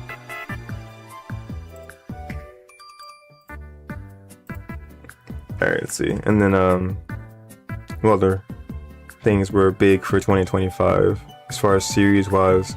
I mean, of course, I coached with watching anime, with watching different things of anime and such with 2025. Yeah, finished Generations, finished Legends Arceus. Like a lot of series finally got to see their conclusions that were going on for like a while, and then certain things were able to come back to the limelight, like Kart Down Memory Lane. I did play Mario Kart Double Dash again on the channel after not playing it for like a year or something. So because that was around the time when we had gotten the trailer for the Galaxy movie, which hadn't came out yet, of course.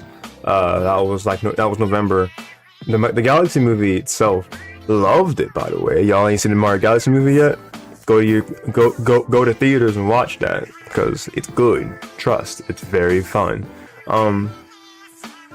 Yeah, Kart Down Memory Lane is my series that I've been going through all the Mario Kart games, and it sounds like what is it? Brain. Phoenix, welcome back. Like you said, the Fox McCloud movie. Yeah. Like the fact that we have a movie that's called the Mario Galaxy movie, and we have Fox as a character in there, great. Like the fact that he's there for like a decent percent of the movie is so crazy to me too. Like, what do you mean we have Fox pretty much being like a guide for us, or like maybe not so much guide, but he just like he became a way of the characters being able to travel. And yeah, like it was like bro was just one of the best characters in the movie, and it's a Mario movie, but but like they say Mario Galaxy movie, and they meant Galaxy. Like Fox was only one of several cameos. Okay, so yeah, you know, Mike, you know then more screen time than Rosalina, which is very unfortunate, by the way. I don't want to I don't want this to become a spoiler talk of the movie, but yeah, like he had more screen time than Rosalina did. He's a bit more of a goofball, but that makes sense for a younger Fox. Wait, are you saying he was portrayed as a goofball in the movie, or like he's normally more of a goofball than that? Because dude was just kind of chill. He was like, yo, sweet stash. And he was like, I like this guy, like referring to Mario. He was just like, dude was just cool. In the movie, he's a bit of a goof. Yeah, he is. I love that for him, though. Makes sense for a younger Fox. So this was pretty much like his young... Was this implying that this was like a bit of an origin for him? I mean, he's already an established... What is his position again? He's like a galactic traveler. I'm not actually sure what his specific role / job is. But he said a younger Fox. It would make sense for him to be like that. Leader of a mercenary group. Thank you. Yeah, because he made a crack at was it Slippy? Where it was like, man, like that's what I get for trusting a frog to be my navigator or something, he said. I was like, man, you call that stray? That's crazy.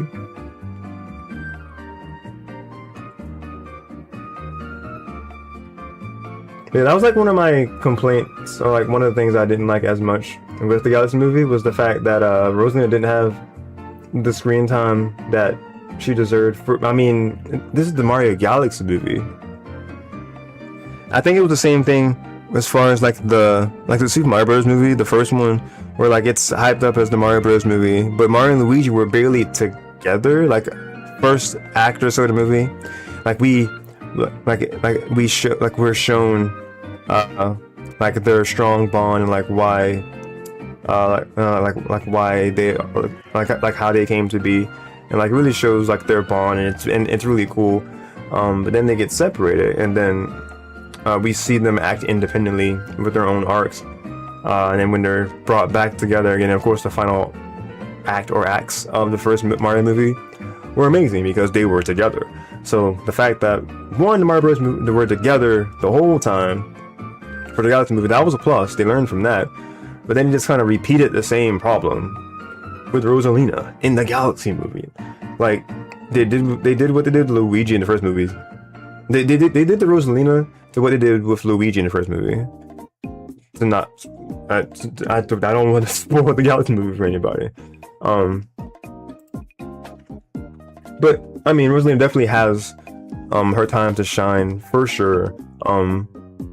And like the way that she's handled is great. Brie Larson did just a fantastic job voicing her. Like she's voiced several times that she's like a big Nintendo super fan, or like at least a Mario super fan, and she's watched Nintendo Directs, and like because in the movie Direct she said as such, and she was saying that she was just honored to even like voice the character and like have like that role. So she was going to do her best to do the character justice, and she definitely did do that. But I just wish that she had more opportunity to do that in more parts of the movie. But yeah, Galaxy movie was real good though. How'd I get here? I was talking about that. We were talking about the trailer of the movie when I was doing Countdown Memory Lane, because that was one of the series that at least continued last year. Rip Smash Legacy. That one didn't continue last year, but it's going to be continuing very, very soon. But other things did like finish, and other series did keep continuing. So that's great. Because of course Yoshin Monthly has been my Smash Ultimate competitive online series ever since 2020, 2021. No, started in 2020, yeah, for sure. And then because we're in the 7th year, but 2020 is considered like it would be year 1, year 7. Like I've done 6 years of hosting online Smash tournament series, so that's, you know, awesome. And I've learned a lot from that. And Pokemon Tournament is a game that has tournaments in my server. That's been one ever since 2022. That sounds right. That we've had tournaments for that game in my server, excuse me. So that's been great to keep continuing that, and I've continued to have people watch my streams, whether they came into the community from watching and playing in one of those tournament events, or if they just kind of came into me playing a random game or playing this or that or covering a specific topic. However you came to be part of the community, however you came to be part of watching things, following the Yoshean96 channel, appreciate y'all. 2024 and 2025 has been like Raku trying to just continue / finish various series, and it bleeds into this year. So one of my like biggest goals of this year is to simply finish every series that I have started. So let's go ahead and add that there. So 2026 goals.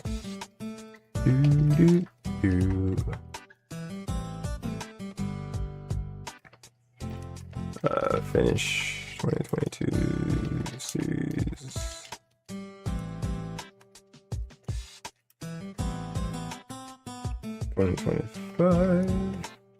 I have to like adjust the size of that, which is fine. 2020. Again.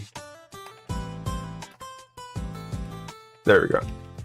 So these like my 2 priority 1 things right now in 2026 is to finish what you see right there called Switchmas. It's been the list or batch of games that I would play, that I would pick around the holiday times, and then I would usually play all in December, and it would bleed into January. Like the kind of variety of games that I either have not gotten to, been like or games that I normally wouldn't play, or games that are just, let me see, maybe I usually have Switchmas games picked and lined up, and how I talk about those each episode of that is it's a series where I'm able to play games that are like out of like my normality, I guess you could say. So like for like example of 2024's lineup, which we played through that one through the very end of last year into January of 2024's pick. So yeah, like 2024's lineup didn't really start until the beginning of last year, and then it ended the beginning of this year, which is bad, but the fact that we did finish 24's lineup is good progress. 2025's lineup started at the end of January this year, and we were going in a good rhythm for a while, but sorry, I'm off, but then it like once February hit, because I played Fire Emblem 3 Houses for the first time. That was game number 4 in my 2025 lineup of Switchmas, and the series just kind of took an unofficial hiatus for like 2 months. Been trying to get it back on again. It just kind of again raises the whole kept getting busy and too tired to even stream like at least half the week, and then like on the days off that I would get, it's pretty much just me recharging to just kind of repeat the cycle of work and then endless loop for like for the past 2 months. So Switchmas has not been at the forefront for a while, but I have been getting back into the groove of things by doing what my channel has kind of originated with. Like my very first stream on Twitch, at least, was a crew battle for Smash Ultimate, and after that I was pretty much doing solely like crew battles, and then like I was reaching out to different tournament organizers, and I was either streaming the latter ends of tournaments, and or I was doing bracket runs of them, and then like when I would fall out of like the losers bracket, then I would offer to stream the rest of like the top 8, top 4, whatever it was left, and I would like commentate it too. And like people who were in the different groups of tournament organizations, like they would either commentate on like they would ask if it's fine for them to commentate on my stream, because like me streaming their tournament, this was like a couple different tournaments that didn't like have streams, so I was like, yeah, I can do it, which they were grateful for. So I would be on commentary with them for these different things, and that was really cool. That was like the 2022 and 2023. That's pretty much like where those were. I didn't really do much of streaming other people's tournaments for like for the longer parts of time, ever since the end of 23 into 24. That was when I was part of Team Ultra, which was an esports team first, and then they've since transitioned into just being like a tournament organizing team. But they had me on as a content creator, and I would be on to help. I streamed the tournament, I'm pretty sure 2 times, and then I've been on for commentary for that a handful of times. But that's been like the extent of me being involved with other tournament series that weren't my own Yoshin Monthly or Road to Greatness for Pokken. So I do actually kind of miss being involved with other tournament things. It definitely made me feel like I was in the community, like I was being a part of a bigger thing than my own, which always felt cool. And seeing the other reaches of the Smash scene, because unfortunately the Smash scene doesn't get the best reputation for different reasons, but just seeing different communities and seeing like the passion for hosting these events with Smash and such, it was really cool to be a part of that. And I definitely do want to do that more in 2026, like kind of making my rounds and being involved with other tournaments and just collaborating with people, just being in the habit of rating people a bit more often as well. I want to do that more often too. So that's definitely a goal. But to bring it back to what I have in that box down there, Switchmas 2025, we've played 4 games out of the 12. The next one's on the lineup, I would be playing Blaze Blue Cross Tag Battle. Pretty sure is the name of that. It's the demo for that game, and also the demo for Mario and Rabbids Sparks of Hope. So those are like the next 2 immediately. The other games that I have in the lineup: Persona 3 Reloaded, the demo for that, because the Switch 2 got a demo of that game. Adventures of Elliot Millennium Tales, the demo for that game. The demo for Donkey Kong Bonanza, and I have Kirby Air Riders, so definitely playing that when that comes to a good point. I honestly might end the lineup with this, since this was like this was the only game I had gotten in 2025 when they were showing new games for Switch 2. I was like, yeah, I'm pre-ordering this one. It's the only game I got last year for my Switch 2. So that was the only game I had got, and funnily enough, I have still yet to play it. So that's gonna be very fun when I finally get to that game in the 2025 lineup of Switchmas. And I mean, because I've already played Legend ZA, like it was the first 2 like hours or so of it, so not enough to really get into too much of it. I think because like I barely even did the battle system yet in this game, so I definitely need to play some more of this one. Because it's unfortunate, because this was one of the streams where I wasn't at like my best in terms of energy, so I was a little eepy. We're playing Legend ZA for Switchmas 2025.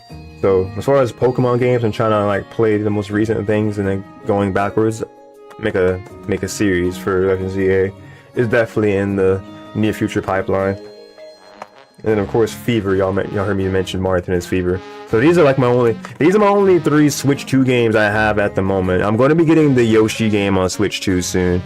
I think the music playing is a Yoshi thing, funnily enough. No, it's Legend of Zelda. I also am going to play Legend of Zelda this year. Don't know which game I'm going to start with yet, but I want that to be a thing.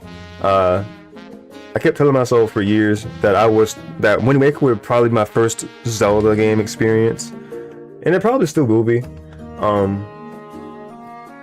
Yeah, Smash Legacy, and everyone in stream was shouting, "Go to bed." Yes, that is a thing that happened. I'll never live down, and that was starting to be what happened with Legend ZA, because I was just kind of running into walls, and Viper was like, "Yeah, bro, I think it's time. I think it's time for you to turn in, buddy."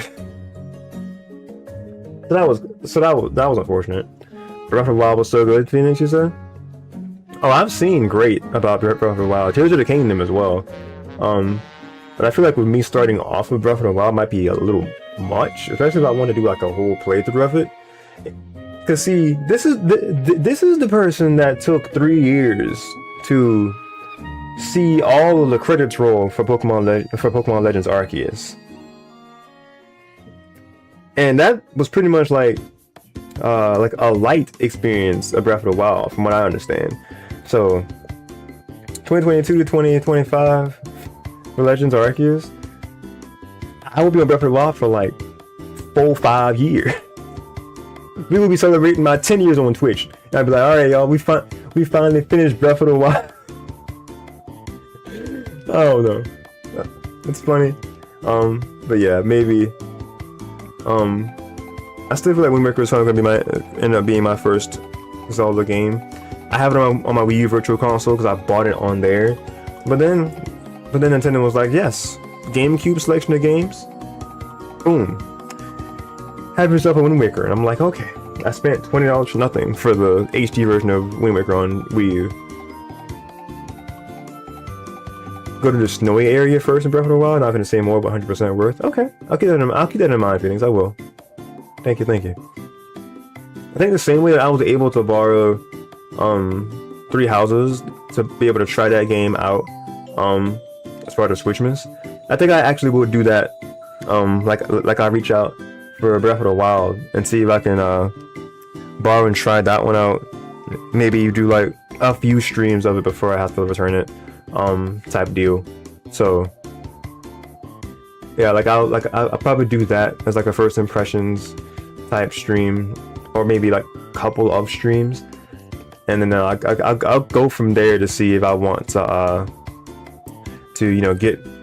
grab my own copy to own, like buy my own copy of Breath of the Wild, and then be like, all right, y'all, full on series of Breath of the Wild, we doing this. Because like Alpha said, I've heard good things about that game in particular. It was pretty much like a modern, like a new take on Zelda, and it did more good than bad. And then like me talking about those things with like, because bringing back older things and finishing series and all series, 2022 series, well, another thing I started in 2024 that I didn't really do as much in 25 after a certain point. No, I started at the beginning of 2024. I was playing Mario Superstar Baseball at the end of every month consistently up until like October 2024, and then it just kind of died. I haven't done a Mario Baseball stream in over a year, and that makes me sad. I want to play that game again and do like a proper series of Mario Superstar Baseball and Mario Super Sluggers, because where is my Switch Mario Baseball game, bro? I need this. We've gotten every Mario Sport game on Switch now. Strikers got brought back from the grave to give us a third game in that series. Is it good? Not. Yes and no, but we at least got a newer game on Switch for Strikers. Yeah, I just want another Mario Baseball game, dude. Like, I want a Mario Baseball game that we can have a lot of features with. Crazy roster, because there's been so many Mario characters introduced ever since like the Wii era of Mario. Yeah, Strikers was a huge deal on my channel, because I played through both the games preparing for Battle League. No, you're fine, Alpha. Yeah, because I played it through the GameCube Super Mario Strikers and Mario Strikers Charged, both on the highest difficulties possible because I'm a madman. We got through it in time for Battle League to release. No, I think Battle League did come out when I was finishing Charged. I should just enter. I got you. So yeah, that and like people like 20XX, you know, homie,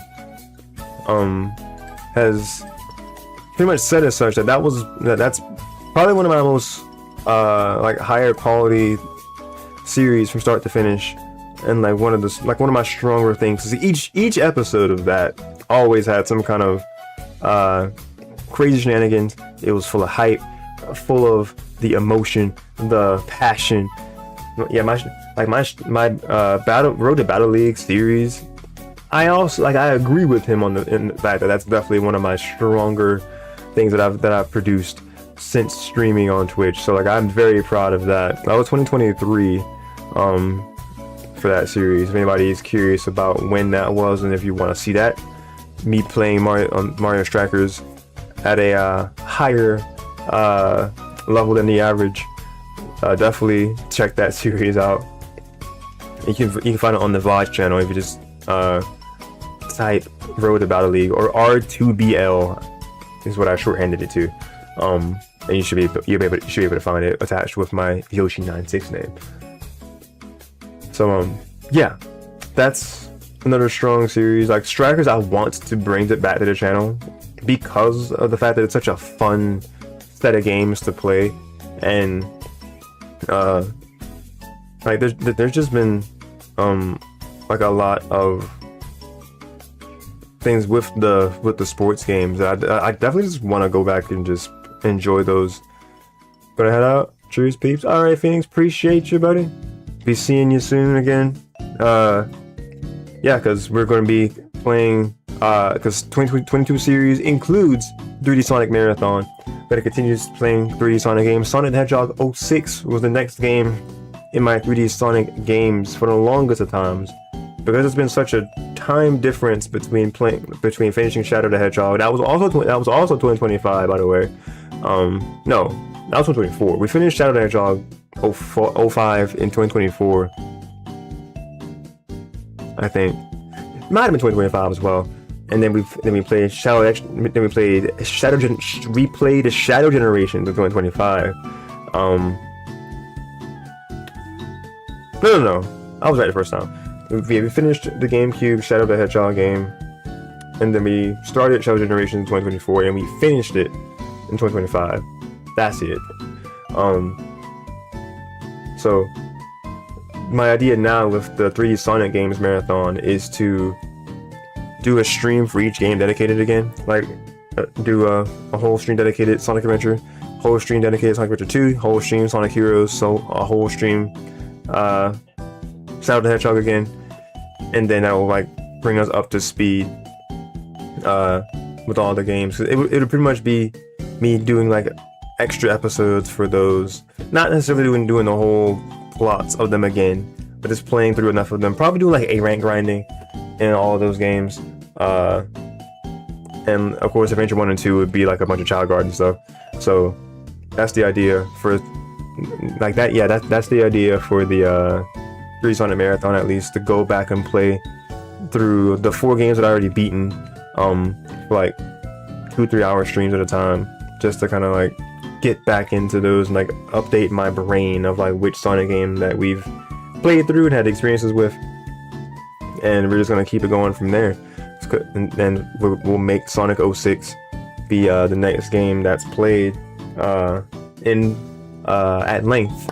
You know, we're gonna suffer through the beautiful mess that is Sonic the Hedgehog 06 on 360. I literally bought a 360 and Sonic the Hedgehog for Christmas for myself like 2-3 years ago, specifically to play it for the series, for the channel, and I have not done it yet. So that's changing this year. It is absolutely changing this year. On the 2022 series, I'd already mentioned the Carton Down Memory Lane, because we've played through the first Mario Kart. We've like played Super Mario Kart. We played Mario Kart 64. Played Mario Kart Super Circuit, and we've been on Mario Kart Double Dash for a little over 2 years now, because off and on. Because we've done like 4 or 5 streams for Double Dash, because I was trying to like unlock all the characters and like try to get the gold for the All Cup tour as well. So trying to experience everything in all the Mario Karts. Had me stuck on Double Dash. Not complaining as far as like Double Dash, because Double Dash is my favorite in the whole Mario Kart series. But it's like, man, we've been still doing this series, this particular game, off and on for like 2-3 years or whatever. So it's time to finally continue and finish the Carton Down Memory Lane series. Super Smash Bros. Legacy, a series that Alpha mentioned in passing earlier. That's me playing through the classic modes of all the characters in Ultimate. So, you know, all 89 characters. We've been playing it by batches of when the characters were introduced. So, like, the Smash 64 OG roster, we played all those in one stream. We played, it was a stream that had the Melee newcomers in one stream. No, we split it in half. We did it where, like, like Melee newcomers, the ones that were there in the beginning, and then the Melee newcomers that you had to unlock was the third stream of that. 1, 2. Well, I think I did 3 streams for Melee. I could be wrong. No, it's gonna be part 5, because the first stream with Smash Legacy was the original 8 characters that we started off with, and then the second part was like the 4 characters that you had to unlock in Smash 64. We did those classic routes. Then Melee was the newcomers, so like the ones that you didn't have to unlock, and then the second part for Melee was the ones that we played through the characters that were new to Melee that you had to unlock. So the next episode is 5, maybe 6, because if the unlockables were split into, then that's what happened with that. So it's episode 5 or 6, and so what's next for Melee, what's next for Smash Legacy, because we're going to be going into the Brawl roster, the third Smash Bros. Game. We're going to be doing the classic modes for the characters that were introduced to the Smash series in Brawl. So with the type of series it is, it's just playing through the classic mode. It was that series started as a bigger thing beforehand, so that was like one of the series that came from the Facebook era that I adapted to be something different for Twitch. So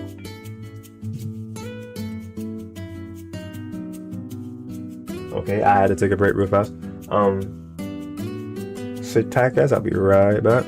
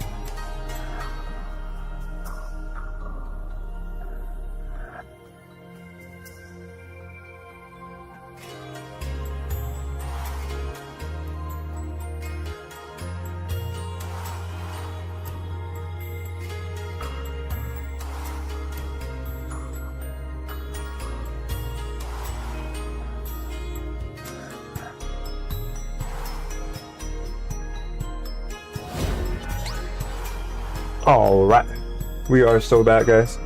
Everything's fine. My mom just wanted something, and we're just talking with them for a few minutes. All is well. They're fixing to go to sleep soon. So there's that. But where I leave off at, I was talking about series that I'm bringing back and wanting to wrap up, and that was gonna segue me into newer things. So yeah, Card in the Memory Lane and Smash Legacy are the other remaining series, as well as Switchmas that I'm going to be wrapping up for sure. Yo, Casey, what's up, man? Appreciate you hopping into the stream, dude. How you been? How's your night going? We've been yapping. The longer section of this stream definitely went to us talking about anime, but we kind of, because I didn't really come on here with a plan at all. I would just come on here first and foremost to say to people, thank y'all for 5 years on Twitch. Thank y'all for like watching me be scuffed for 5 years, and with trying to figure out what I want to do with content for the past couple years. It's been a beautiful mess, is what I can say as far as my experience with streaming in general. Yeah, I didn't think it would be this long either. I mean, I've had the longer streams. I definitely had one of these go on for over 3 hours. Don't know how that happened still to this day. But like I said, just kind of yapping about different things, and ends up being a longer ordeal. But yeah, it's been a little over 2.5 hours now. All the years already went to bed off of? Okay. That's fair. That's fair. You need the rest. But yeah, appreciate you deciding to come and hang out for a bit here, Casey. Both EP, yeah. Let me see. I wasn't in a VC. Hold on.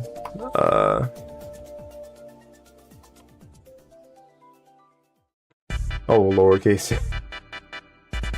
Well, if that was the decision best for them, then all the power to them. Hope they're doing a good, respectively. But to bring it back to the topics at hand, let's see, 2026 goals, because that can kind of go into specific things. There's various anniversaries this year, because of course Sonic's 35th anniversary. So, you know, doing bringing the 3 Sonic Marathon back for that, and playing Sonic 06 for that 3D marathon. Yep. Where is it? Can I bargain with you for like either middle of May or like June? Sonic 06 will be there, because to get back into the flow of the 3D Sonic games, I want to, like I addressed a little bit ago, I want to do like streams kind of going back to show Sonic Adventure, Sonic Adventure 2 Battle, Sonic Heroes, and Shadow the Hedgehog. Do like a stream for each, like maybe once a week. Grow your beard back. Do you not like me being shaved, sir? I need to look older or something? I need to be natural. Beard equals superpowers? You know, you're right.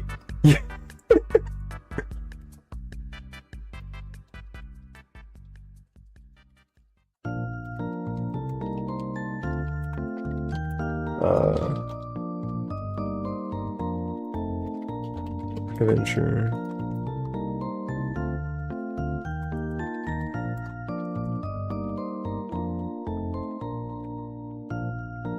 Doing this is already taken up a decent bit, but yeah, I mean, this year is Sonic's 35th anniversary. This year is Rayman's anniversary. So I want to play through the first Rayman game and Rayman 2: The Great Escape. Those are like two games I don't see get appreciated enough. Like I don't see people rave about, like whenever we talk about 3D platformers, of course Super Mario 64, you know, your Banjo-Kazooie, is that 3D platform? Yeah, Spyro, Crash Bandicoot, all those. But I don't really see as much people talk about Rayman 2. But things have been going good though, Casey. I've been excited for this stream, and I'm glad I was able to just kind of get on here and hang out. Like I expected to just kind of have it be a very simple thing. I didn't have much prepped into it. Like the time that I before starting the stream went into just kind of chores around the house, and then of course getting myself prepared, shaving and whatnot. But you've been at Goodwill about 4 hours now? Right, your shift. Wait, so are you still at work? Because I don't want you to get in trouble or anything.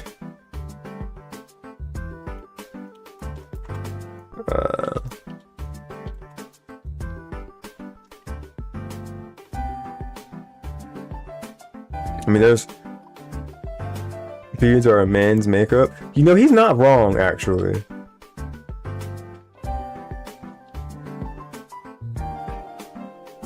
Not ours. Wait.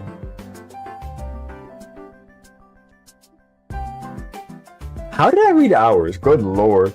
4 months is a milestone. Heck yeah, dude. I think that's a milestone for you. I'm proud.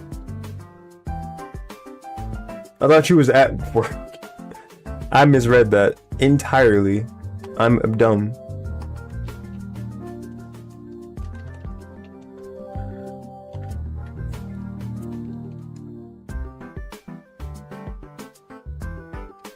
Let me see. I can take out this bit of text. I'm trying to make a room for the stuff now too. I don't really need to put anniversary for these, but these are games I'm wanting to shed light on, because Rayman, I was starting to talk about older games, like with different niche games. I talked about the Avatar: The Last Airbender game, but Rayman Rush on PlayStation and Rayman Arena, I never hear anybody talk about those games being like just in general. I don't ever hear anybody talk about those games. Those are some of the most fun battle racer games I've played.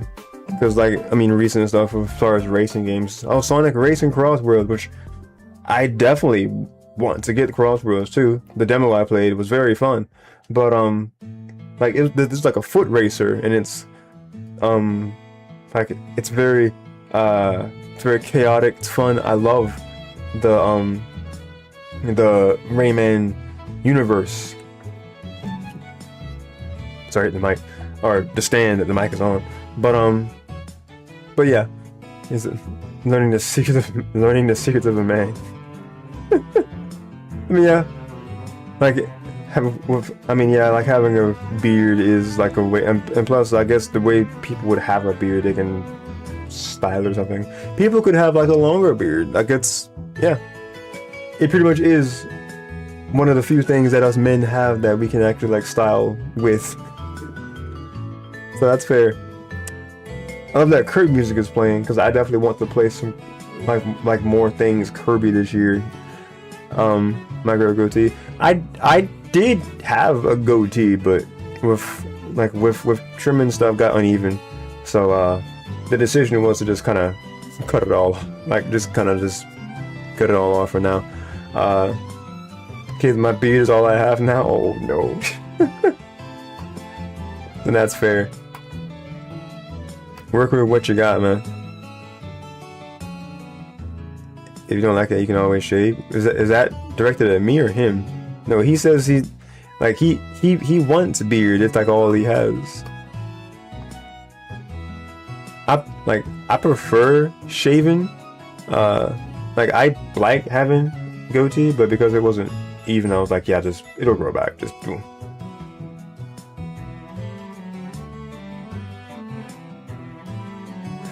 Understandable, Casey. Yes. Yeah, keeps. Like some like product to help. I can vouch that Keeps is good because my dad uses Keeps and like he actually is seeing results from it. So I'd actually recommend Keeps.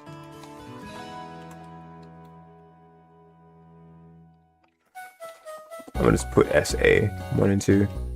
There we go. I know you're talking about me. I addressed what you said. No, I was joking. You look on that. Well, thank you, Casey.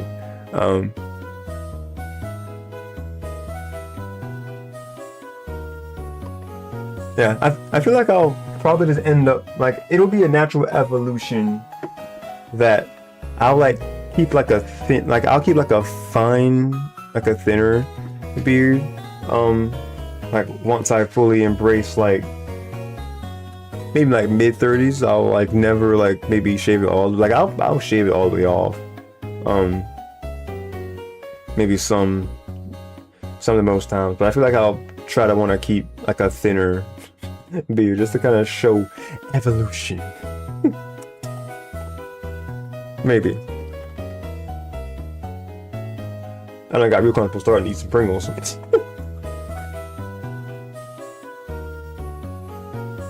Didn't hear that part? Was I chewing too? And so I'd probably... Yeah, I turned 30 this year.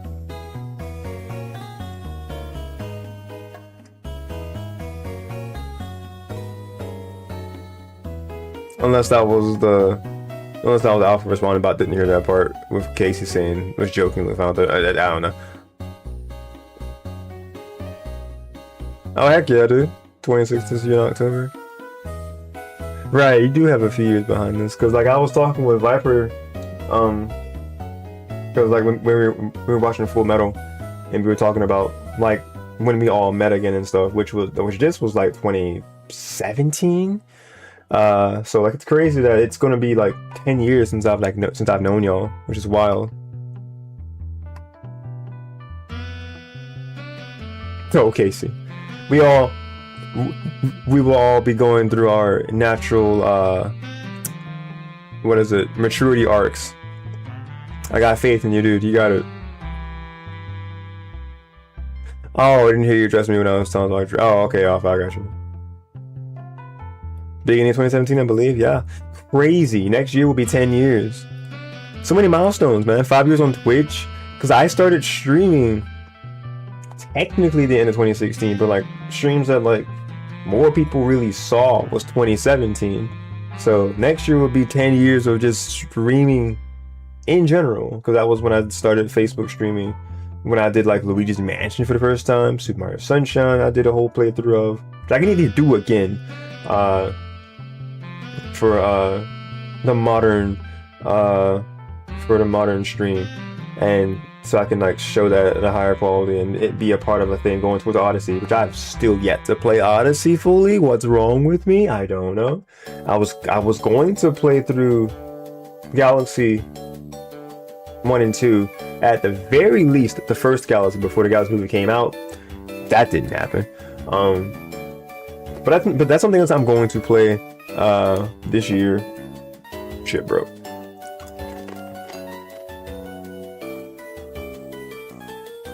Sure, yeah, I'll add it on there.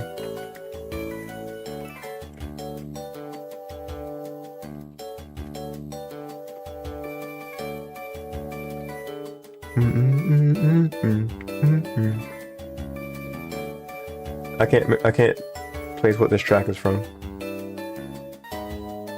Oh, it's Pokemon Platinum. Cool. No, it's not. This is Legend of Zelda. It says Majora's Mask. That still doesn't sound right. Yeah, this is the shopping theme of Nintendo. It's gotta be Nintendo shopping theme. This timestamp wasn't probably. I don't think it was calculated correctly. Yeah, because this is something that I remember from my childhood. I didn't play Zelda, so this is definitely the Nintendogs.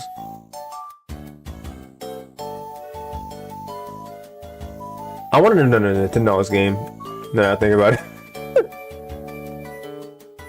I have no focus.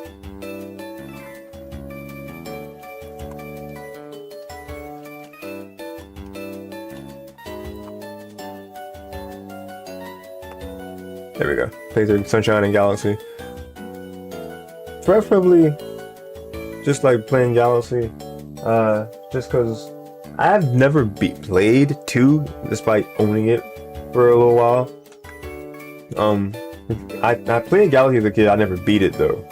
So the fact that we've got the Super Mario Galaxy movie as the centerpiece of the 40th anniversary, I definitely want to give Galaxy some love, go back to that, and then just kind of go in reverse and play Sunshine and 64, and then play Odyssey finally. By the time I play and beat Odyssey, we gonna have the next 3D Mario game. Technically we got that in Bonanza, but I'm talking about like a Odyssey 2 or next Mario game. They're gonna come out with the next 3D Mario, and I'll be like, alright y'all, let's get to the next episode of Odyssey.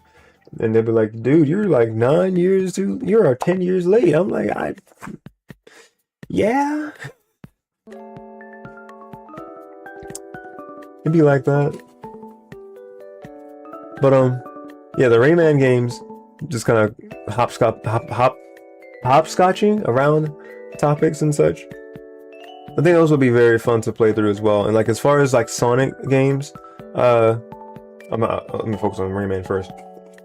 I want to make sure and ask people. I want to see if I'm crazy or not. But like I played Rayman. I played a game on my PlayStation. It was Rayman Brain games, right? And like whenever I see videos about the first Rayman game, it's a 2D game, it's a platformer.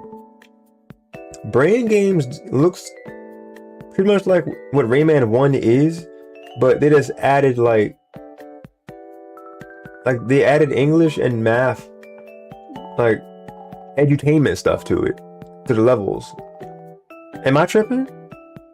Hold on. We're gonna look at this together.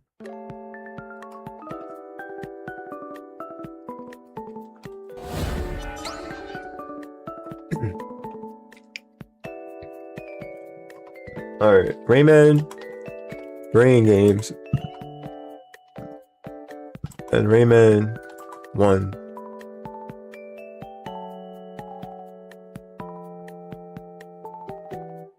It's a spin-off entry in the Rayman series. An educational spin-off in the original Rayman platformer designed to teach mathematics and reading through gameplay. Released for PlayStation 1 as 1. Rayman Jr. in Europe. It had a PC port. Amazing learning games with Rayman. Rayman Brain games is evil? There's a YouTube video saying it's evil, dude, what? I'm gonna have to watch that.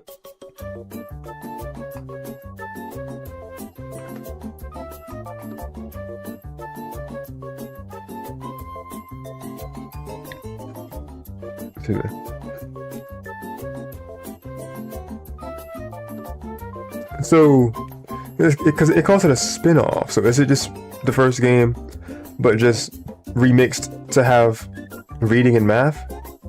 What it sounds like. But Rayman 1, because Rayman got a definitive edition, and it's on Switch. It's like $20 or less or something, and I'm definitely copping that. Like we're definitely gonna be playing some Rayman this year. Because one, I've always enjoyed the Rayman series.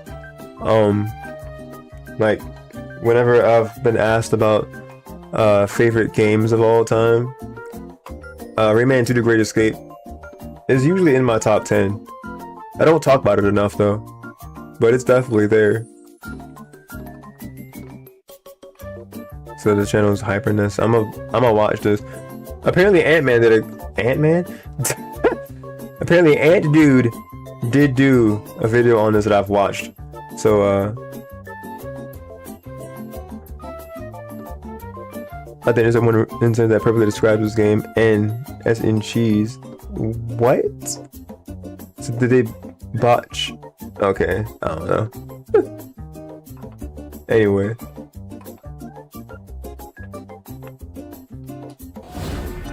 Somewhat related anyways. Rabbids Go Home is the only thing I played that is Rayman related. The rabbits go home. Let me see.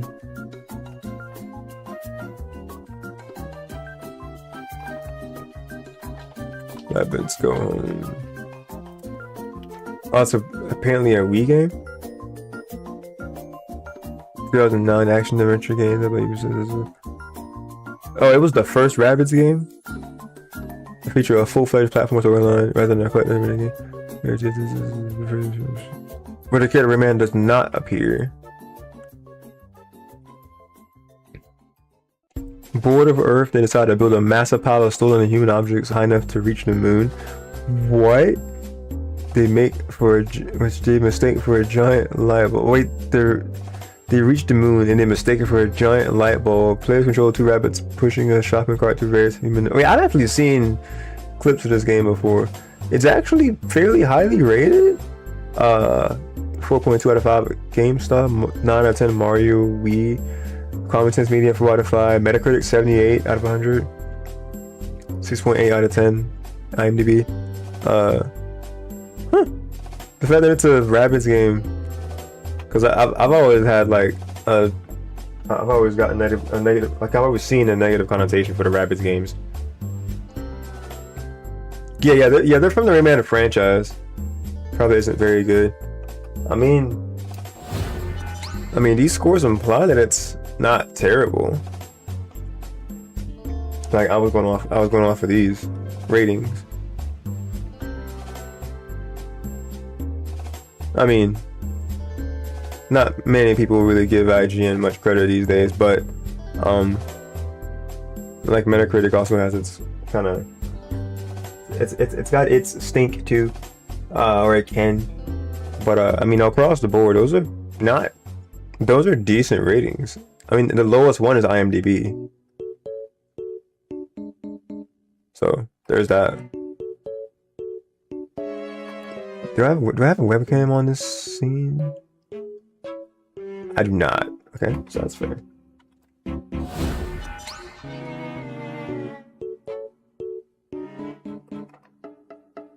But yeah, that's another that's gonna be games I will definitely be playing this year. The first Rayman game, like the first game being a 2D platformer, and the Rayman 2: The Great Escape. Crap. Almost dropped my keyboard, that's why I made a noise. I hit a series of keys in a row, didn't mean to. But yeah, Case, have a good night, dude. Appreciate you being able to hang out for a little bit in the stream too. Thank you. We're gonna be we're basically ending here anyway. As far as other games, honorable mentions, still in the Sonic series. Sonic Battle is another game that it's a fairly important piece of like Sonic plot, like the overarching plot, because that's the first game that Emerald or ML, the Geyzoid robot that we actually see in the Shadow Dark Beginnings animations leading into Shadow Generations. That's the first time that we've seen that character. And we hadn't seen it since. We saw, like, I think it was like Gemerl, Gemerl, in Sonic Advance 3, which was like 05, something like that. So like it's still the Game Boy Advance era. It was the last time we'd even seen that, like, those characters. So seeing them again, basically 20 years later, was huge. And not many people really knew of Sonic Battle, or like maybe people had saw it or played it before and they had forgotten about that game. But that was a big game of my childhood. That was one of those games where I felt like it was a huge package in it was a huge game to have on just such a small package for a handheld game at the time for Game Boy Advance. Sonic Battle, it had it had stories that had a good bit of dialogue, and you had to go to these different locales, and it was separated in different characters' perspectives in the vignettes, similar to Sonic Adventure, actually. That you had to go through these different things from the characters' perspectives, and it's all the while this robot Emerald. I said ML because that's how they said it in the dub, so I'm gonna say ML. But ML, he would learn moves based on watching them, and like you could pretty much make whatever fighter you wanted from like learning these various moves and using however much of your skill points to allocate to different things that you could.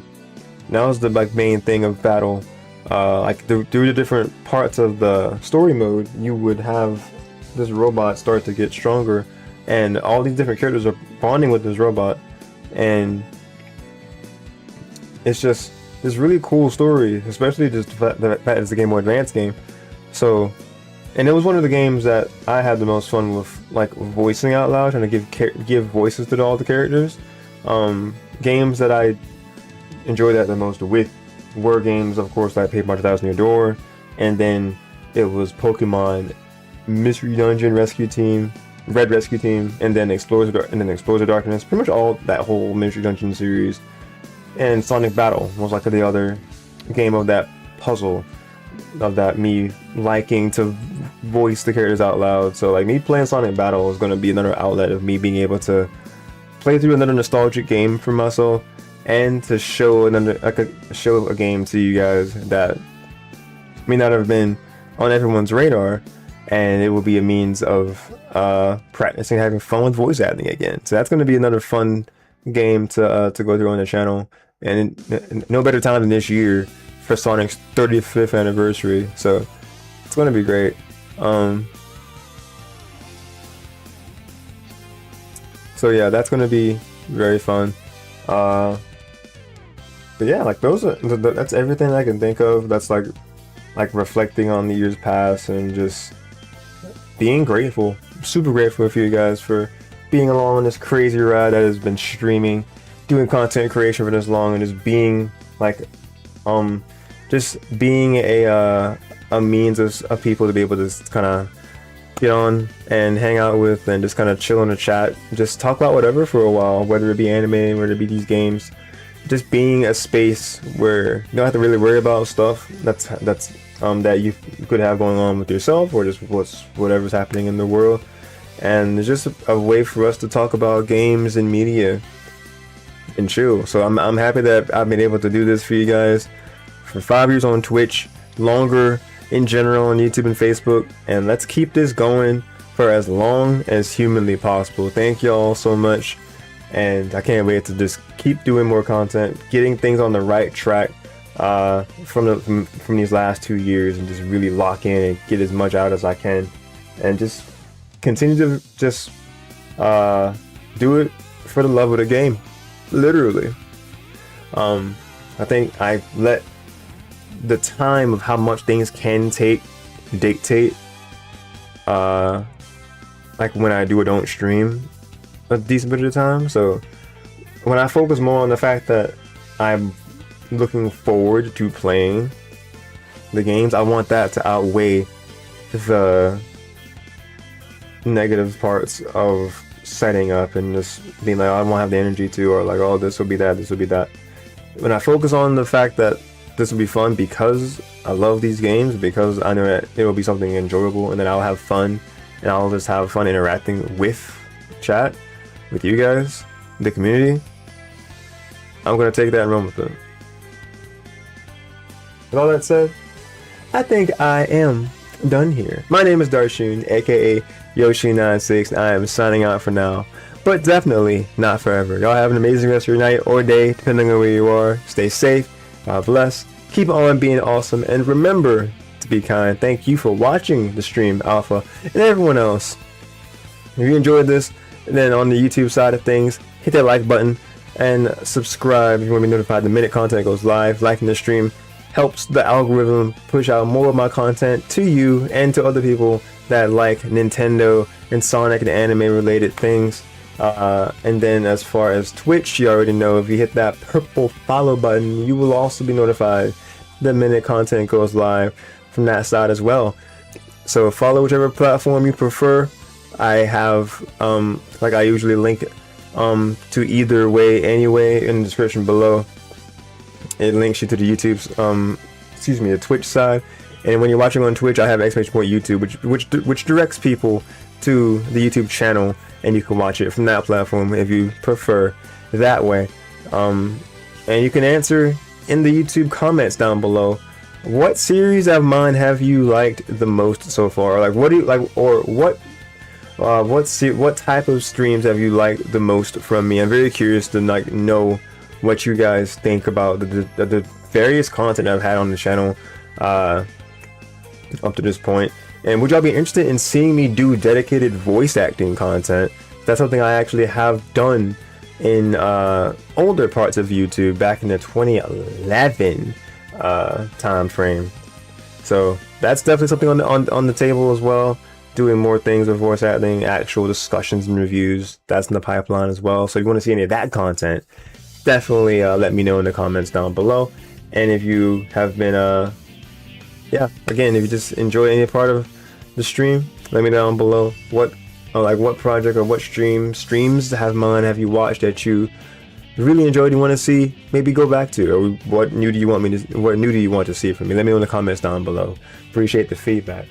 And as we have heroes end us off here, that's all I got for y'all.